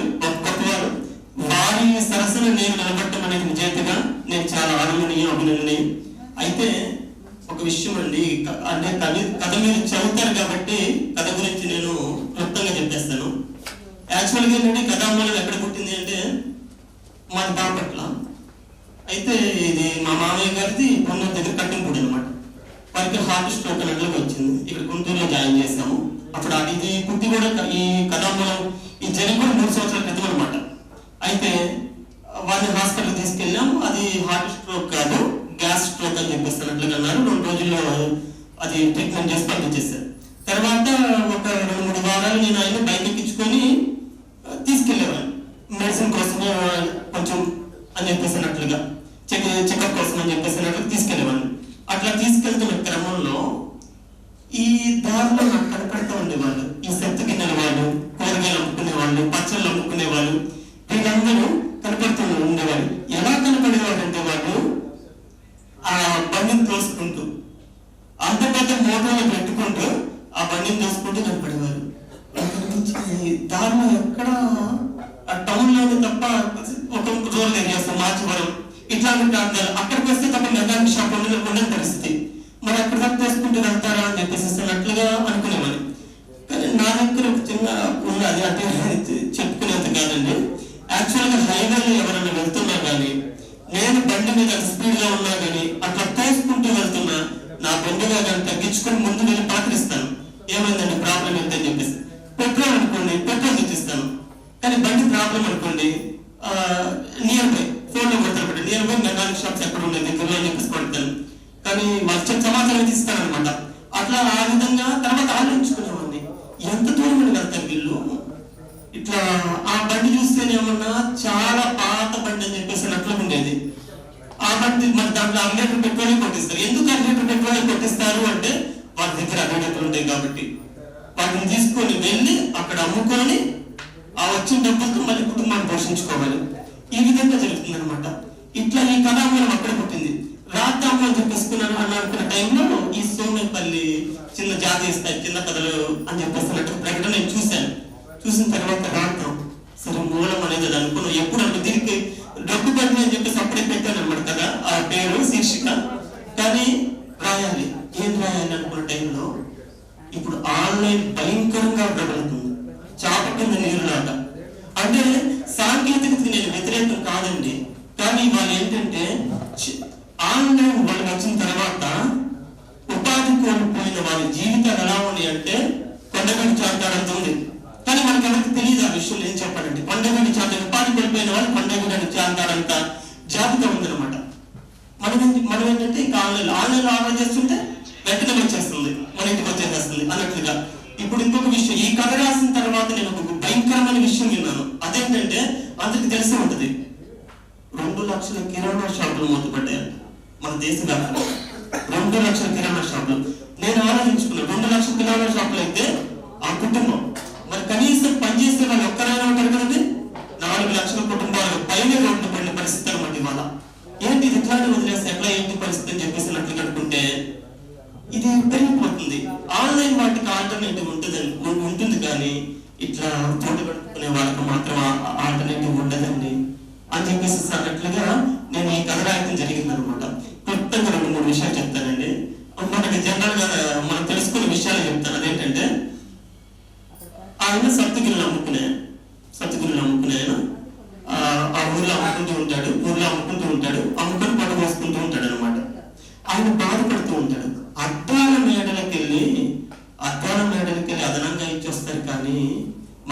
ఎవరితో లాభ నష్టాలతో వాళ్ళకి ఏం పని అని చెప్పేసి అంటాడు. అలాగే ఇంకో విషయం ఏంటంటే కొనేవారే, ఇది కామన్ పాయింట్, చాలా మంది మీకు స్ఫురించి నేను చెప్పగలను. కొనేవారే అమ్మేవారిలా వారే వస్తువులు స్వయంగా తయారు చేసినట్టు దానికి రేటు పెడతారు. కంపల్సరీ ఏమంటాడు, ఏమమ్మా ఇది 50 రూపాయలమ్మా అని చెప్పేసి, 50 రూపాయల పడ 30 రూపాయలకి ఇవ్వని చెప్పేసి. అలాగే అలా అన్న సందర్భాలు చాలా నేను ప్రత్యక్షంగా చూశాను అనమాట. చాలా ఎక్కువ చోట్ల మనం బేరసారాలు ఆడేస్తామండి. అదే రెస్టారెంట్కి వెళ్దాం, వాళ్ళు అనుకున్నట్టు ఇప్పించేస్తాం. పెద్ద పెద్ద మార్పులకి వెళ్దాం, వాళ్ళు అనుకున్నదే ఎప్పుడు ఇప్పించేసేస్తాం. ఇట్లా ఈ విధంగా చాలా మంది నష్టపోతున్నారు. ఇట్లా చూసుకుంటే ఈ కథ డొక్కుబండి బాగుంది, 5 కిలోమీటర్లు తోసుకుంటూ వస్తాడు. అది తెలిసిన షాప్, అబ్దుల్ అనే షాప్ అనమాట. తోసుకుంటూ వస్తాడు, ఆ మెకానిక్ షాప్ దగ్గరికి వస్తాడు. వచ్చిన తర్వాత అక్కడి నుంచి తోసుకుంటూ వస్తున్నావు, దానిలో ఏ మెకానిక్ షాప్ నీకు కనబడలేదా అని చెప్పేసి అడిగితే వాళ్ళకైతే వాళ్ళు చెప్పింది ఇవ్వాలి, అడిగింది తేవాలి. నువ్వైతే నీ దగ్గర ఉన్న సామాన్తో ఏదో దాంతో బండికి బాగు చేస్తావు కదా అబ్దుల్లా, అందుకే తోసుకుంటూ తీసుకొచ్చానని చెప్పేసి అట్లా కనుగానే అన్న ఈ బండి వద్దు, ఒక సెకండ్ హ్యాండ్ ఒక బండి చూస్తాను, ఆ బండిని కొనుక్కో అని చెప్పేసి అట్లా కనుగానే ఒక 30 రూపాయలు అమ్ముతారు. ఆ 30 రూపాయలు చేసి ఇస్తాడనమాట. అది కూడా చెమట పట్టుంటాయి. ఇదే నా పొద్దు నుంచి వ్యాపారం. ఖరాబ్ అయింది బండి కాదు బాయ్, మా బతుకులు ఖరాబ్ అయ్యాయి. కరోనా వచ్చిన దెబ్బకే కోలుకోలేదంటే ఇక్కడ ఆన్లైన్ మరీ విస్తృతంగా ప్రబలిపోయింది, దానివల్ల ఇంకా వెనకబడిపోయాం అని చెప్పేసి ఇప్పుడు నా వ్యాపారం ప్రస్తాపకం అయిపోయింది అని చెప్పేసి అట్లా మాటలు చెప్తూ ఉంటారనమాట. చెప్తూ ఉన్నప్పుడు గస వస్తుంది అతనికి. గసరాగానే అంటే నొప్పుతూ ఉంటాడు అనమాట.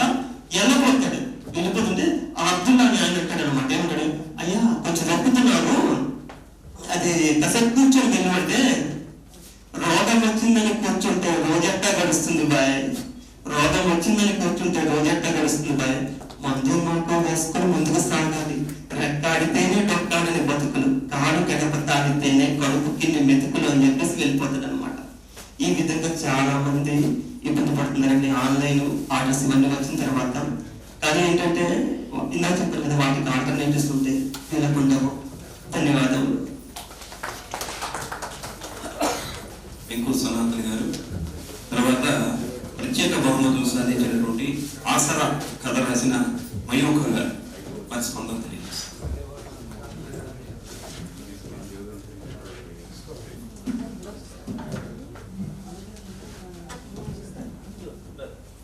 అందరికీ నమస్కారం అండి. సాహితీ బంధువులు, సోమేపల్లి వారి కుటుంబ సభ్యులకు, సభాధ్యక్షులు పొన్నూరు వెంకట శ్రీనివాస్ గారికి, ముఖ్య అతిథి కాశగడ్డ దయానంద్ గారికి, సాహితీ ప్రియులు జలపాక ప్రకాష్ గారికి నా నమస్కారాలు. కళాభిమానులకు, నా తోటి రచయితలకు కళాభివందనాలు. సోమేపల్లి వెంకట సుబ్బయ్య గారు భౌతికంగా మన మధ్య లేకపోయినా ఆయన కీర్తి అన్ని దిశలా వ్యాపింపజేస్తున్న వారి కుటుంబ సభ్యులకు నా అభినందనలు. నా రచనను ప్రత్యేక బహుమతి ఎంపిక చేసి ప్రోత్సహించడంతో ఇంకా నేను వివిధ పత్రికలకి ఆ ఉత్సాహంతో చాలా కథలు రాశాను. అవి కూడా ఈ మధ్యన అవి ఎంపిక అయ్యడం జరిగింది. దీనికంతా కారణం కూడా బిహారీ గారే. ఎందుకంటే నేను ఇప్పుడే స్టార్ట్ చేశాను, అంటే 20 years బ్యాక్ చేశాను. తర్వాత కుటుంబ ప్రాబ్లమ్స్ తోటి వదిలేశాను. ఇప్పుడు మళ్ళీ మొదలెట్టడంతో అసలు స్టార్టింగ్లోనే ఇది ఇలా బహుమతి రావడం నాకు చాలా సంతోషంగా అనిపించింది. ఈ మధ్యకాలంలో సాహితీకరణం ఆసుపత్రి వాళ్ళ దానికి కూడా నాది ఎంపికైంది. సంక్రాంతి కథల పోటీలో ఉత్తమ బహుమతి వచ్చింది. అసలు ఈ కథకి ఇన్స్పిరేషన్ ఎవరంటే, మా బాబు 5th క్లాస్ చదువుతున్నప్పుడు ఒక అబ్బాయి అండి, 5th క్లాస్ అబ్బాయి. ఆ అబ్బాయి మెంటాలిటీ ఏమిటో నాకు తెలియదు, కానీ అబ్బాయి ఇలాగా ప్రింట్ చేయించి అది డబ్బులు తీసుకుని ఆ అబ్బాయి ఈ కథలో లాగా వేరే వాళ్ళకి ఎవరికి ఇవ్వలేదు, తన పాకెట్ మనీగా ఖర్చు పెట్టుకునేవాడు. 5th క్లాస్ అబ్బాయి. అది మా బాబు చెప్పాడు, అమ్మ ఇలా చేస్తున్నాడు వాడు, అందరికీ నమ్మో ఇవి ఇస్తున్నాడు. అందులో CBSE అంటే ప్రాజెక్ట్స్ ఎక్కువ ఉంటాయి. ఈ ప్రాజెక్టులకి కావాల్సినవి మెటీరియల్ అంతా కూడా దాన్ని ప్రింట్ చేయించి మా అందరికి ఇస్తున్నాడు, పైసలు తీసుకుంటున్నాడు అని. అప్పుడు అనిపించింది దీన్ని ఒక కథ కింద ఎలా మలచచ్చు కదా అని అనిపించి నాకు. అప్పుడు దీన్ని కథ కింద మలిచి అది అబ్బాయి తీసుకున్నట్టుంటే బాగుంటుందనే ఉద్దేశంతో దీన్ని ఈ రకంగా మలచడం జరిగింది. అసలు ఈ ఫస్ట్ నా కథ ఎంపిక అయినప్పటి నుంచి ఈ ప్లాట్ఫామ్ వరకు తీసుకొచ్చిన ప్రకాష్ గారికి నా కృతజ్ఞతలు అండి. ఎందుకంటే ఆయన ఫస్ట్ నుంచి కూడా మాకు ఎంతో తోడ్పడతా ఉండి వెనకాల ఉండి మాకు అసమాను ఫోన్లు చేసి మాకు చాలా సహాయంగా ఉన్నారండి, ఎంతో హెల్ప్ఫుల్గా ఉన్నారు. ఈ అవకాశాన్ని కల్పించిన అందరికీ కూడా ధన్యవాదాలు. 2 నిమిషాలు ఉంటే 2 నిమిషాలు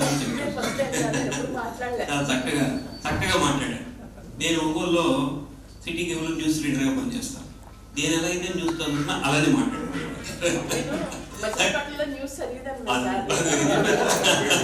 ఇది అక్షరం సత్యం. అంటే నేను వారు చదివే విధానాన్ని బట్టి నేను పట్టుకున్నాను. అట్లా చక్కటి స్పందన వారు తెలియజేశారు, వారికి ధన్యవాదాలు. తర్వాత మరో ప్రత్యేక బహుమతి పొందినటువంటి మా అన్నగారు సింగరాజు శ్రీనివాసరావు గారు, ఆయన ఉచ్చిష్టం అన్నటువంటి ఇందాక మీరు రేఖామాత్రంగా చెప్పారు, వారు మాట్లాడారు.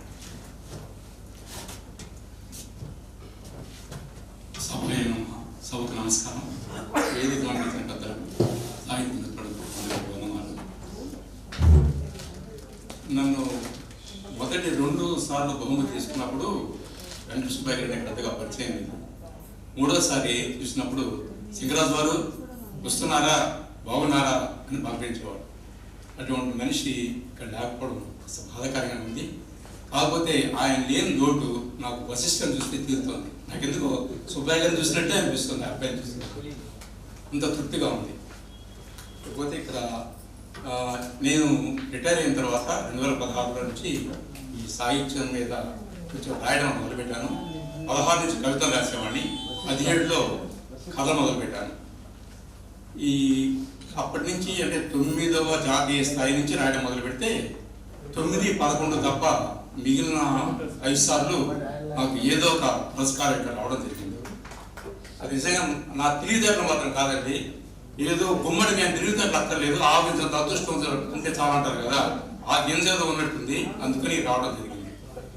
ఇక్కడ నాకు ఇంకో అదృష్టం ఏంటంటే భవానీ దేవి గారు న్యాయ నిర్ణేతగా ఉన్నటువంటి 2 పోటీల్లో కూడా నాకు బహుమతి వచ్చింది. సాహిత్యకరణ దాంట్లో నాకు బహుమతి వచ్చింది. అప్పుడు మేడగానే అసలు చూశాను, మరి ఇప్పుడే మేడగానే చూడటం.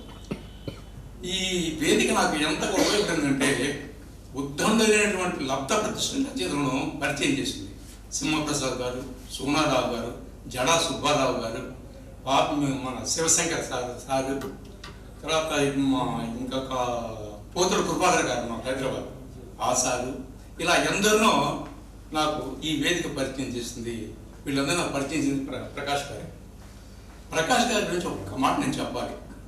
ఎందుకంటే నేను కవిత రాస్తుండేవాడిని. మధ్యలో 2020వ సంవత్సరం అనుకుంటాను, అప్పుడు నేటి నిధుల్లో కొన్ని రచనలు వస్తూ ఉండేవి నాకు. అదే టైంలో 2021వ సంవత్సరంలో నాకు అనిల్ అవార్డు సాధారణ రచనకు స్వాతిలో కథ తీసుకోవడం జరిగింది, వనంలో ఒంటరి అని. ఆ కథ చదివిన తర్వాత సార్ నాకు ఫోన్ చేశారు. ఫోన్ చేసి, శ్రీనివాస్ కథలు బాగా రాస్తున్నావు, కాకపోతే ఒక్కసారి చూసుకో నీ కవిత్వంలో లోపించినటువంటి కవిత్వం అన్నాడు. కవిత్వం లోపించడం కనిపిస్తుంది అన్నాడు. నిజంగా నాకు వెన్నుతట్టు ప్రోత్సహించినటువంటి రకంగా అనిపిస్తుంది నాకు ఆ రోజు. వెంటనే చూసుకున్నాను, నిజమే ఏదో రాస్తున్నా కానీ అంతకు ముందు రాసిలో రాయలేకపోతుండేవాడిని. సార్ చెప్పిన తర్వాత ఒళ్ళు దగ్గర పెట్టుకొని కవిత్వం రాయడం మొదలుపెట్టాను.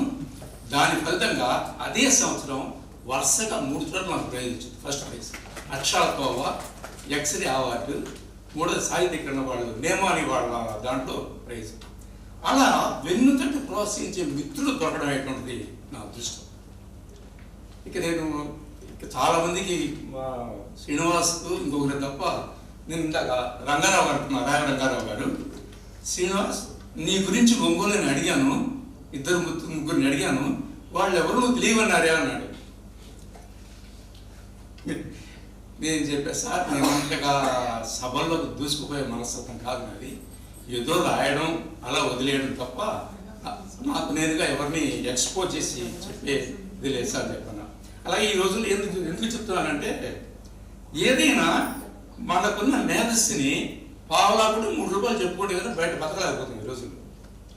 అటువంటి స్థితి నాకు అక్కర్లేకపోయినాయి, అటువంటి స్థితి నాకు నన్ను నా రచనలే ఎవరి శ్రీనివాసరావు అనుకుంటున్నారు అండి, నేనని శ్రీనివాసరావు అని నా కవితని చేపిస్తే నాకు ఇష్టం లేదు.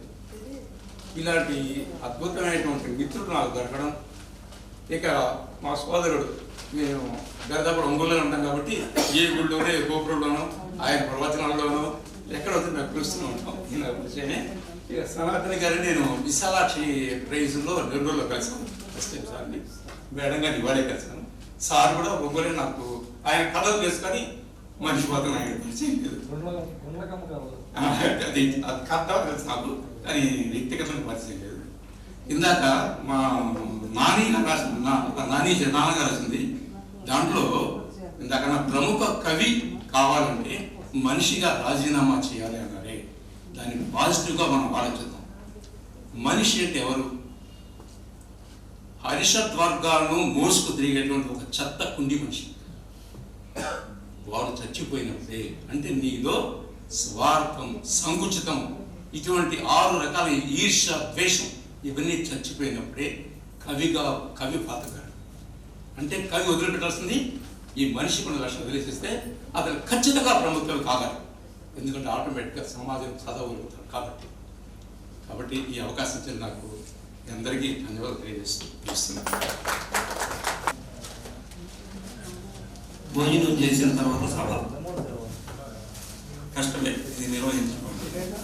అందరూ నిద్రపోతుంటారేమో, వీళ్ళకి మేలుకొల్పాలేమో, జ్వరం పాడాలేమో అన్న భయం అయితే నాకైతే ఉంది. అయినా కానీ వీళ్ళందరూ ఉత్తేజంగా ఉండి మమ్మల్ని మేలుకొల్పారు. అదే రేపటి తిరుప్పావి అని గోదాదేవి చెప్పేది కూడా అది నిద్రపోయేటటువంటి శ్రీకృష్ణుని లేపేటటువంటి కార్యక్రమం. అంటే ఆ రోజు మనం ఏదో అనాదిగా ఉన్నటువంటి సాహిత్యం ఇది అని మనం అనుకుంటాం, కానీ దాంట్లో కూడా అద్భుతమైనటువంటి అభ్యుదయం ఉంది.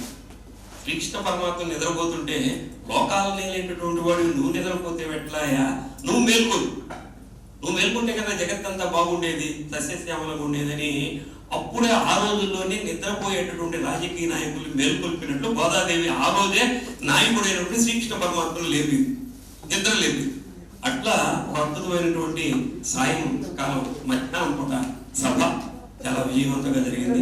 వేదిక మీద ఉన్నటువంటి వాళ్ళకు కూడా అభినందనలు తెలియజేస్తూ తర్వాత కార్యక్రమాన్ని ప్రకాష్ గారు ఈ సభ కార్యక్రమం ఇంతలో ముగిసింది. తర్వాత కార్యక్రమం కొనసాగింది. చివరికి వచ్చింది. ఈ కార్యక్రమంలో పాల్గొన్న ప్రముఖ కథా రచయిత కాటగడ దయానంద గారిని చిరు సత్కారం చేయవలసిందిగా కోరుతున్నాం. భవానీదేవి గారు.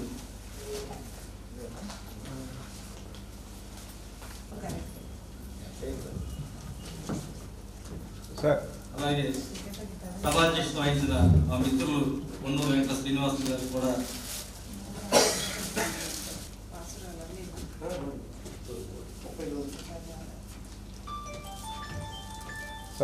మేడం ఇక్కడ 29 వరకు రచనలు వస్తూనే ఉన్నాయి. 29వ తారీఖు అంటే 1వ తారీఖు వచ్చేసింది. ఇంకా 15 రోజులు కూడా లేదు. 15 రోజుల్లోనే ఆ పుస్తకం డిటిపి చేయడం, ఆ డిటిపి చేసింది ప్రింట్ పబ్లిషర్ ఎవరైతే ఉన్నారో ప్రింట్ చేసేవాళ్ళు వాళ్ళ దగ్గరికి వెళ్ళడానికి కనీసం 15 సార్లు తిరిగి ఉంటారు. శ్రీ వశిష్ట, సుబాని, నాన్న. దీని వెనక తోటకూర వెంకటనారాయణ ఆ గ్రూప్ రీడింగ్ చాలా కష్టపడి అంత చేస్తే ఈ డిటిపి చేసిందంతా శ్రీ వశిష్ట. అసలు నాకు చాలా ఆశ్చర్యమైన విశేషం ఏంటంటే నేను దాదాపు 20 సంవత్సరాలుగా డిటిపి చేస్తున్నాము, పుస్తకాలు వేస్తున్నాము, నేనే కష్టపడుతుంటే అసలు ఏమేమి తెలియని డిటిపి అంటే దాని గురించి పూర్తిగా అవగాహన లేకుండానే దాదాపు 300 పేజీల పుస్తకం డిటిపి చేసడంతో పాటు ఈ కవర్ పైన బ్యానర్లు అన్ని ఆయనే చేశాడు. నేను ఎవరో ఇందులో ఏం పెట్టలేదు. అది చాలా కష్టసాధ్యమైన పని. ఒకవైపు లా పరీక్షలు కట్టి మన 28 వరకు పరీక్షలు రాస్తూనే రాత్రి పగలు కష్టపడ్డాడు నాన్నగారు. ఈ క్రెడిట్ అంతా శివపల్లి వెంకట సుబ్బయ్య గారి పుత్రుడిగా ఆయన చేయవలసింది చేశాడు. ఒకటి. రెండవ తప్పిదం మా తప్పిదం ఏంటంటే ఈ తక్కువ టైంలోనే ఎవరు సంపాదకత్వం వహిస్తున్న దానికి ఎవరు సంపాదకులు నాకు తెలియదు. పుస్తకం వచ్చేదో నాకు తెలియదు. విరించి పేరు మాత్రం మేము మిస్ అయ్యాం. అది మాత్రం సభాముఖంగా మేము క్షమాపణ కోరుతున్నాం. ఎందుకంటే ఈ వర్క్ చేస్తున్నప్పుడు మనకు పుస్తకం అవ్వడమే కావాలనుకున్నాం, కానీ అందులో ఎవరు ఉన్నారు ఏంటన్నది మాకు గమనించలేదు. కానీ ఎవరికైనా సరే తండ్రికి ఇద్దరు 2 కళ్ళు లాంటి వాళ్ళు, 2 పిల్లలు ఉన్నారు. కానీ ఆ పేరు లేకపోతే నాకు కొద్దిగా లోపం, అది మేము సరిదిద్దుకొని భవిష్యత్తులోనే అలా కాకుండా తర్వాత సభలు చేసినప్పుడు కూడా ఇది కొనసాగిస్తూ ఉంటాం. 2 పేర్లు వచ్చేటట్టు కొనసాగిస్తూ ఉంటాం. ఎందుకంటే ఆయన సాహిత్య జీవితాన్ని ఆయన పంచుకుంటే ఆయన మార్గదర్శకత్వంలో ఒక ఉన్నతమైన స్థానంలోకి వెళ్ళే దిశలో విరించి ఉన్నాడు కనుక ఆయన కూడా మేము గుర్తుపెట్టుకుంటాం. ఆయన సుబ్బయ్య గారి పుత్రులుగా ఇద్దరు ఈ కార్యక్రమంలో కుటుంబ సభ్యులు కూడా వారు చేసిన సేవ. ఎందుకంటే మాకు కనపడింది ఒకటి, కనపడినవి చాలా ఉంటాయి, వెనకాల చాలా మంది కృషి చేసి సహకరించి ఉంటారు. వారందరికీ పేరు పేరున ధన్యవాదాలు తెలియజేసుకుంటున్నాం. చివరిగా ఈ సభ గురించి ఇంత భారీ కార్యక్రమం భుజాల మీద చేసుకున్న శ్రీ వశిష్ఠ విరంజీ కూడా 2 మాటలు మాట్లాడితే వచ్చిన వాళ్ళ గురించి ఒక 2 మాటలు మాట్లాడితే బాగుంటుంది నా ఉద్దేశం. వచ్చినందుకు మన సభ చేశాను, మీ నాన్నగారు సభ చేశాను, రకంగా వచ్చిన వాళ్ళకి మీ గురించి 2 మాటలు చెప్తే బాగుంటుంది సార్. ఫస్ట్ ఆఫ్ ఆల్ వచ్చిన అందరికీ ధన్యవాదాలు. సాహిత్య కార్యక్రమం నాన్న మీద ఇష్టంతో, సాహిత్యం మీద ఇష్టంతో ఇంతమంది వచ్చారు, అది చాలా సంతృప్తి ఇచ్చింది. ఈరోజు మొత్తం 5 కార్యక్రమాలు చేసాం. ప్రకాష్ గారి బుక్, నాన్నగారి పుస్తకం, డాడీది హరిత సంతకం. ఈ హరిత సంతకం అనేది అంటే నాన్న తన కవిత్వం ద్వారా తన జీవితాన్ని కొంత, సాహిత్యాన్ని కొంత రికార్డ్ చేశారు. ఇది మా వైపు నుంచి ఆయన జీవితాన్ని రికార్డ్ చేయడానికి ఒక ప్రయత్నం. ఇది మొదటి అడుగులను చూస్తున్నాను. భవిష్యత్తులో మరిన్ని అడుగులు ఉంటాయి, అన్నీ సహకరిస్తే ఇంకా మరిన్ని అడుగులు వేస్తాం అటువైపు. అదేవిధంగా సోమపల్లి కథల పురస్కారాలు కూడా కుటుంబం వైపు నుంచి మీ ఎవరితో కలిసి నడుస్తూ ఉంటాం. మేము చేయగలిగినాన్ని చేస్తాం. Thank you. అందరూ వచ్చినందుకు చాలా థ్యాంక్స్ అండి. చాలా బాగా జరిగింది. అంటే యాక్టివ్గా పార్టిసిపేట్ చేయకపోయినా కూడా అంటే ఇక్కడికి వచ్చి మొత్తం చూడడం నాకు చాలా బాగా అనిపించింది. Thank you. సాహితీ సౌరభం కార్యక్రమం పూర్తిగా విజయవంతమైందని చెప్పి భావిస్తున్నాను. ఎందుకంటే చాలా సభలకు వెళ్ళాం. ఈరోజు సాయంత్రం ఇందాక గత గంట సేపు క్రితం వరకు హాల్ నిండింది. ఈ సెక్షన్ కూడా ఉంటాయని మేము అనుకోవాలి. ఒకటి అలా తోడవుతూ ఏదైతే సుబ్బయ్య గారు ఆశించారో, ఆయన బతుకుండగా ఏం చేద్దాం అనుకున్నారో మీరు చేసి చూపించారు. అది ఆ గొప్పతనం శ్రీ వశిష్ఠ. అలాగే ఈ కార్యక్రమంలో మా సహకారం ఉన్నప్పటికీ తెర వెనకే మేమంతా, తెర ముందు నుండి మొత్తం కష్టపడిందంతా ఆవిడే కనుక వారికి మా ఆంధ్రప్రదేశ్ రచయితల సంఘం తరఫున మరొకసారి సోమపల్లి వెంకట సుబ్బయ్య గారి కుటుంబ సభ్యులందరికీ పేరు పేరున ధన్యవాదాలు తెలియజేస్తున్నాను. ఈ కార్యక్రమంలో మా రాష్ట్ర అధ్యక్షురాలు డాక్టర్ శ్రీ భావనీదేవి గారికి, అలాగే అరసం జాతీయ అధ్యక్షులు పెనుగొండ లక్ష్మీనారాయణ గారికి, డాక్టర్ పాపేని శివశంకర్ గారికి, షేక్ ఇస్మాయిల్ గారికి, మానకొండ ఉపేంద్రరావు గారికి, తోటకూర వెంకటనారాయణ గారికి మొదటి సెక్షన్ చాలా చక్కగా పండుగగా చేసినందుకు వారందరికీ పేరు పేరున ధన్యవాదాలు, కృతజ్ఞతలు తెలియజేసుకుంటున్నాం. అలాగే రెండవ సెక్షన్లోని సోమపల్లి వెంకట సుబ్బయ్య గారి రచనల మీద జరిగిన సెక్షన్లోని డాక్టర్ విలువల నాగరాజలక్ష్మి గారు సభాధ్యత వహించారు. వారికి ప్రత్యేక ధన్యవాదాలు. అలాగే ఇతర ఊరి నుంచి కూడా, దూర ప్రాంతం నుంచి కూడా వచ్చి వచ్చిన కవిత్వం, సోమపల్లి వెంకట సుబ్బయ్య గారి వచ్చిన కవిత్వం మీద మాట్లాడిన డాక్టర్ శంకర్ గోపాలయ్య గారికి, అలాగే కేజే రమేష్ గారికి ఇద్దరికి ధన్యవాదాలు తెలియజేస్తున్నాం. మూడవ సభ షేక్ కాసిం గారి అధ్యక్షత వహించారు.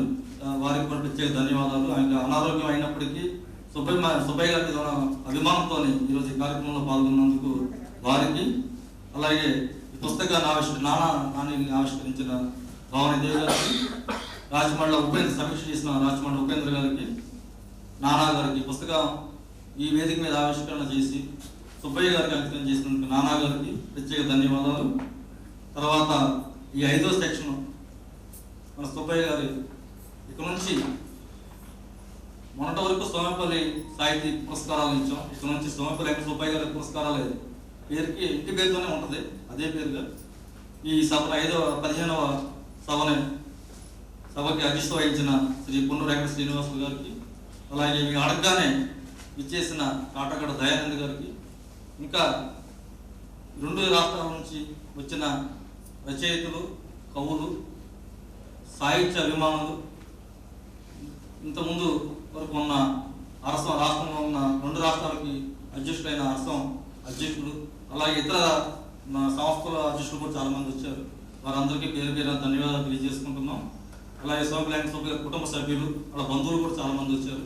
వారందరికీ మరోసారి ధన్యవాదాలు తెలియజేసుకుంటూ, భవిష్యత్తులో సోమపల్లి వెంకట సుబ్బయ్య గారి ఏవైతే ఆదర్శాలు ఉన్నాయో అవన్నీ మేము ముందుకు తీసుకెళ్ళడానికి, వారి రచనలు బయట ఇందా చెప్పాను నేను, అది ఒక పెద్ద సమగ్ర కవిత్వం కింద తీసుకొచ్చే విధంగా కూడా ప్రయత్నం చేసే అవకాశాలు ఉన్నాయి. చేస్తాం కూడా, మా ప్రయత్నం చేస్తామని చెప్పి తెలియజేస్తూ ఈ సభ ఇంతటితో ముగిసింది. అందరికీ పేరు పేరున ధన్యవాదాలు.